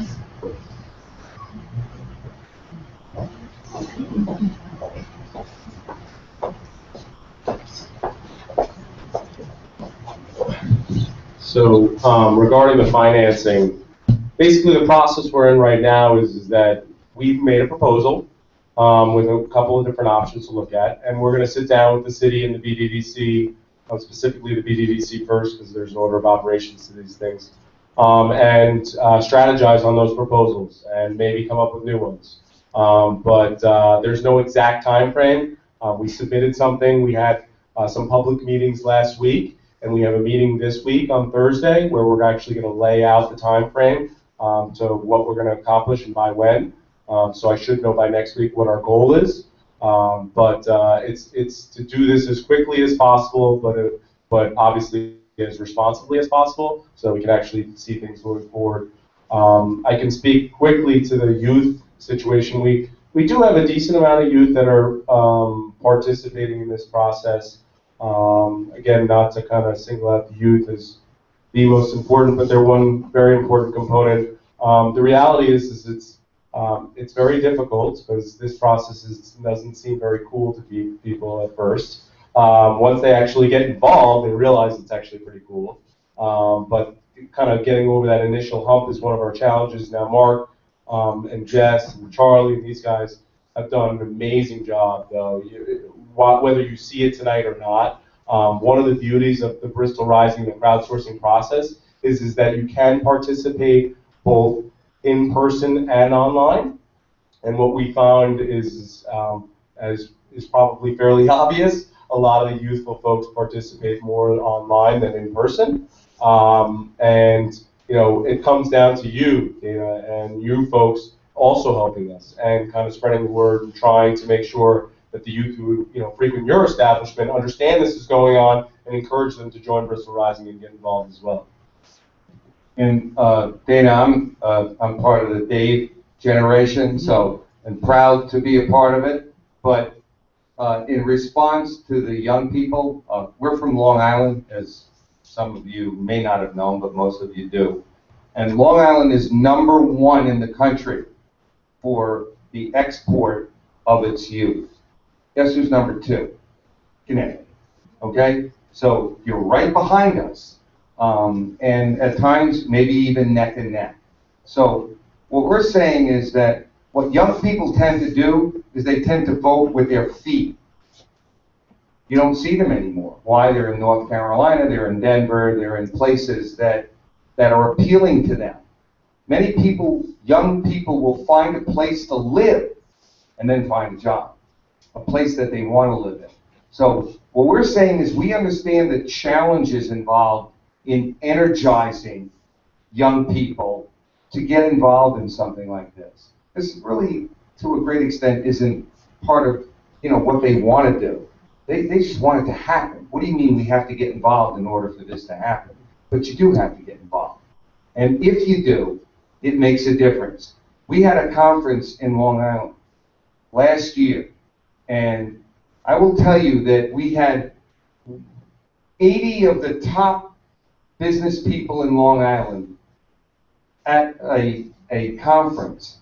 And we spent 3 hours going over statistics and doing this and the same stuff that you hear. And then at the end, we had 20-somethings get up. And each and every one of them said something. And I want to tell you that I stood here and looked at those 80 people and I saw 80 jaws drop. This was the Dave and the Dawn generation, the establishment. And they listened to these young people say, you know what? You're not hearing us. We're leaving. Don't you know what that means? You're not going to see your grandkids grow up. You'll see them twice a year as opposed to twice a week. So all we're saying is we're trying to figure that out. Help us.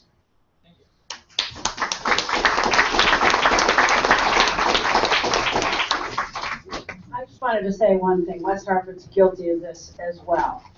We keep referring here to Bristol Rising. It's not Federal Hill Rising. It's not Chippens Hill Rising. It's not Sumner State. It's the whole town. Don't make that mistake in this town. They made it in West Hartford. We've got Littleback Square. We've got Bishop's Corner. We've got Elmwood. As soon as you start splitting a community like that, it gets very polarized. Just rise together. Let's all just go up together.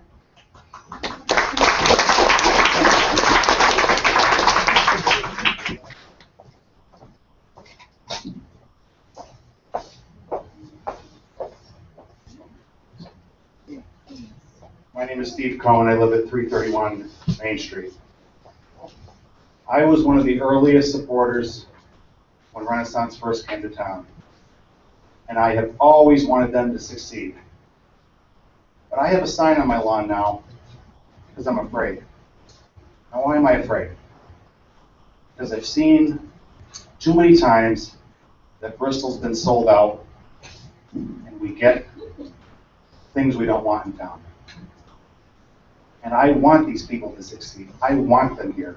I want all these things they're talking about are fantastic. All these things that they've been talking about for the last 2 hours, I want to work.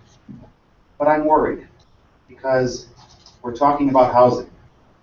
And housing, once it's built, if it goes sour, you know what you get. Union Street was supposed to be a nice project when it was built. What happened? Didn't work out too well. Huntington Woods, when it was built, was supposed to be nice. Now it's going to be low income. So it's scary for me because when I bought my house 20 years ago, I felt that the neighborhood could come back. I felt that there was an interest in the neighborhood and people were starting to move into the neighborhood. A neighborhood that was written off for dead. And I've seen positive change. Over the last 20 years, I've worked very hard to do 3 things. Get rid of high-density housing, buildings that are never going to be anything, like 11 Summer Street. 2, take buildings that can be saved, convert them back to their original use, and you won't have the problems. And 3, build single-family homes.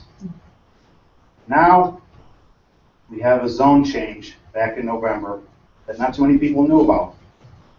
Now, I've talked to Renaissance, they're telling me that was the city behind this. The city's telling me it was Renaissance behind this.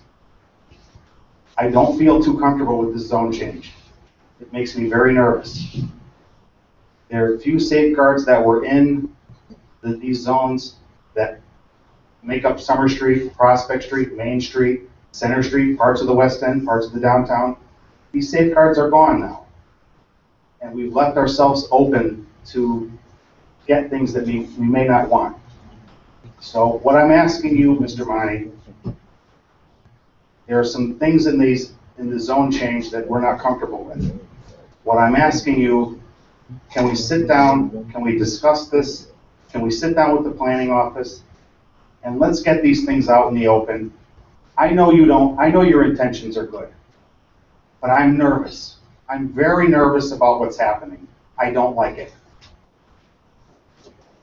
You know what, I appreciate, Steve, Yes. I appreciate what you're saying, and you know what, part of what you might be nervous about, I think is something that we can sit and talk about, but I live in a single-family home. A lot of people here do live in a single-family home. Again, I don't want to compare Long Island to Connecticut, but we do have certain similarities. The flight of our youth, the inability to come out of the deep recession that we've been in over the last 6 years, the way other parts of the country have. So all I'm asking from you, just be open-minded. Just be open-minded to the fact that if you have a single-family home, which is probably to many people here represents their largest single asset, we got a lot of homes that are upside down on Long Island. I'm sure you got a lot of homes that are upside down here in Connecticut. Well, certainly, you know, Connecticut, but Bristol for sure. And what we're saying is, we spoke earlier, and the one thing that I can say is that the opinion that you have is something I respect. But I want to be able to share, not tonight with you, but over time, some facts. And the facts are that when you have a revitalized downtown, if you live within a 15-minute walk shed of that revitalized downtown, your home will have a 40% premium. So what we're saying is that, again, total respect for single-family homes. But what we have to realize is that We can't just keep building single-family homes. We cannot keep spreading sprawl and expect to keep our young people here. Do you know that there's a 22% decline in driving between 18 and 30-year-olds? 22% decline. Why? Not everybody can afford $10,000 a year for a car. So what people are looking for is a walkable, vibrant downtown. And when you do that and you preserve the most wonderful fabric you have here, your young people, you keep them here, by doing that, you will absolutely help your community come out of this recession and compete with the rest of the country. So I'm not telling you to accept my answer tonight. All I'm asking you to do is one thing. Be more a part of what we're doing, learn more a part of what we're doing, and I guarantee you that your concerns about your single-family home will be alleviated through that process.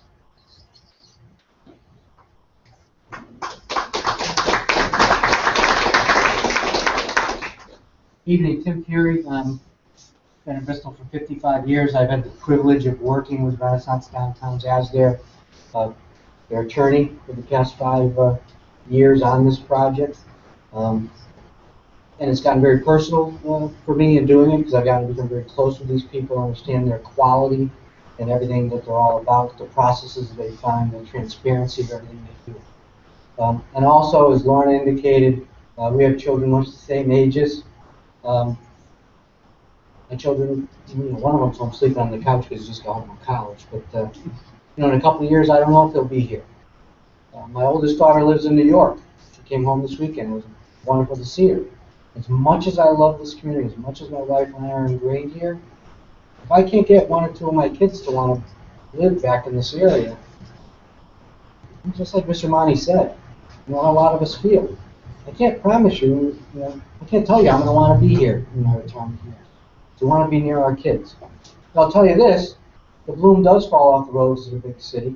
My daughter's share of the rent for her loft, share of the rent is $800 a month.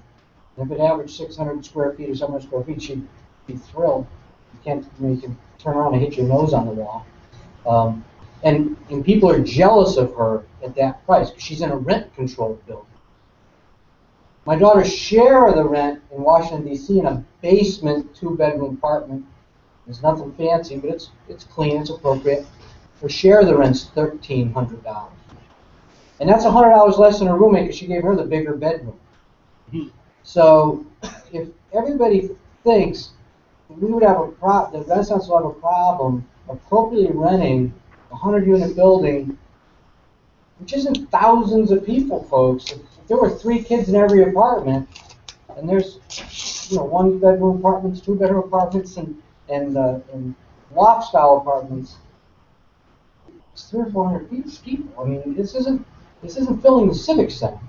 These are very achievable goals. And 2 of my daughter's friends from Boston College came to ESPN this fall. They came and I showed them places they could live in the Bristol area, and they wanted newer, appropriate housing. They were used to paying their share of $700 a month for hovels around Boston College, and they wouldn't have blinked at this product. They ended up near your home, near Blueback Square, in more modern housing that they could walk to the downtown. And they would have loved to have been here, but we didn't have the product. So we got to stay at the table, we got to keep working, and continue to work with people in a transparent way to address the concerns in an appropriate way. And believe me, these guys will do it. So, thank you.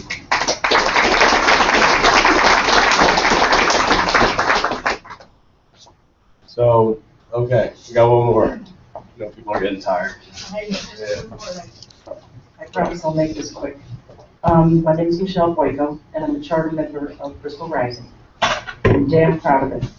I have met, worked with, and become friends with, even you, Steve, some of the finest people I've ever met on this earth.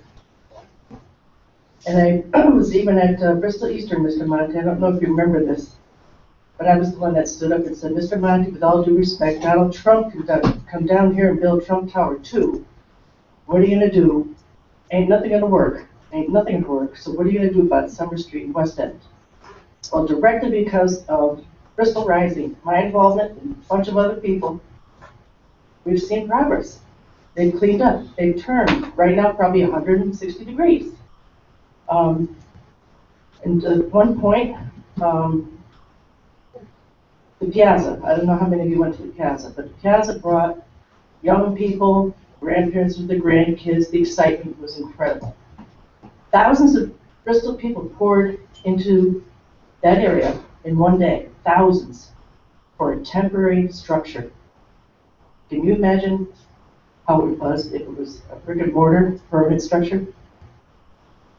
Second point, right down the road, a major undertaking at the University of Connecticut Health Center, Jackson Laboratories. My brother works there, my sister-in-law works there. When that facility is done, thousands of professionals, doctors, scientists, researchers are going to be pouring into Bristol, in the Bristol area, looking for housing. That's right down the road. Thirdly, after I graduated UConn, I took a job with Mincemeat Advertising in Avon, Connecticut. One of the first accounts they had, they were a relatively new agency, was Enterprise Radio. Two gentlemen came in, they said they had this concept, our agency took them on, CBT poured $2 million of money. This was in the 70s. This is a lot of money. It tanked. They took my agency down and cost CBT over $2 million. Well, those same two gentlemen, 2 years later came to Bristol, and they had another vision, another concept. People in Bristol at that time took that vision and ran. Those two gentlemen were Scott Rasmussen and his father, and they started ESPN.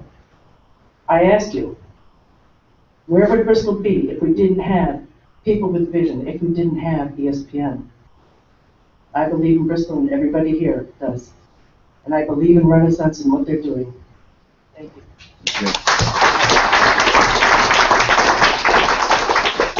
All right, so I definitely can't top that. So, so I'm going to close it out tonight by just saying, again, thank you so much to the folks for all you folks for coming out tonight, especially for sticking it out through the entire Q&A session. There's a lot more to come, but if you haven't gotten involved in Bristol Rising, I would say the homework assignment is to please get involved in Bristol Rising. Mark, Jess, and Charlie are in the office in City Hall every day. You can call, you can email, whatever you need to do, sign up on the website, and we will be back to you folks. We're going to sit down with the city this week. We're going to start moving this process forward, and we're going to figure this stuff out, and we're going to make this project happen. So with that, I'm going to let Don say goodnight, and thank you. Quick good night, and just one parting statement. Please stay the course. Thank you.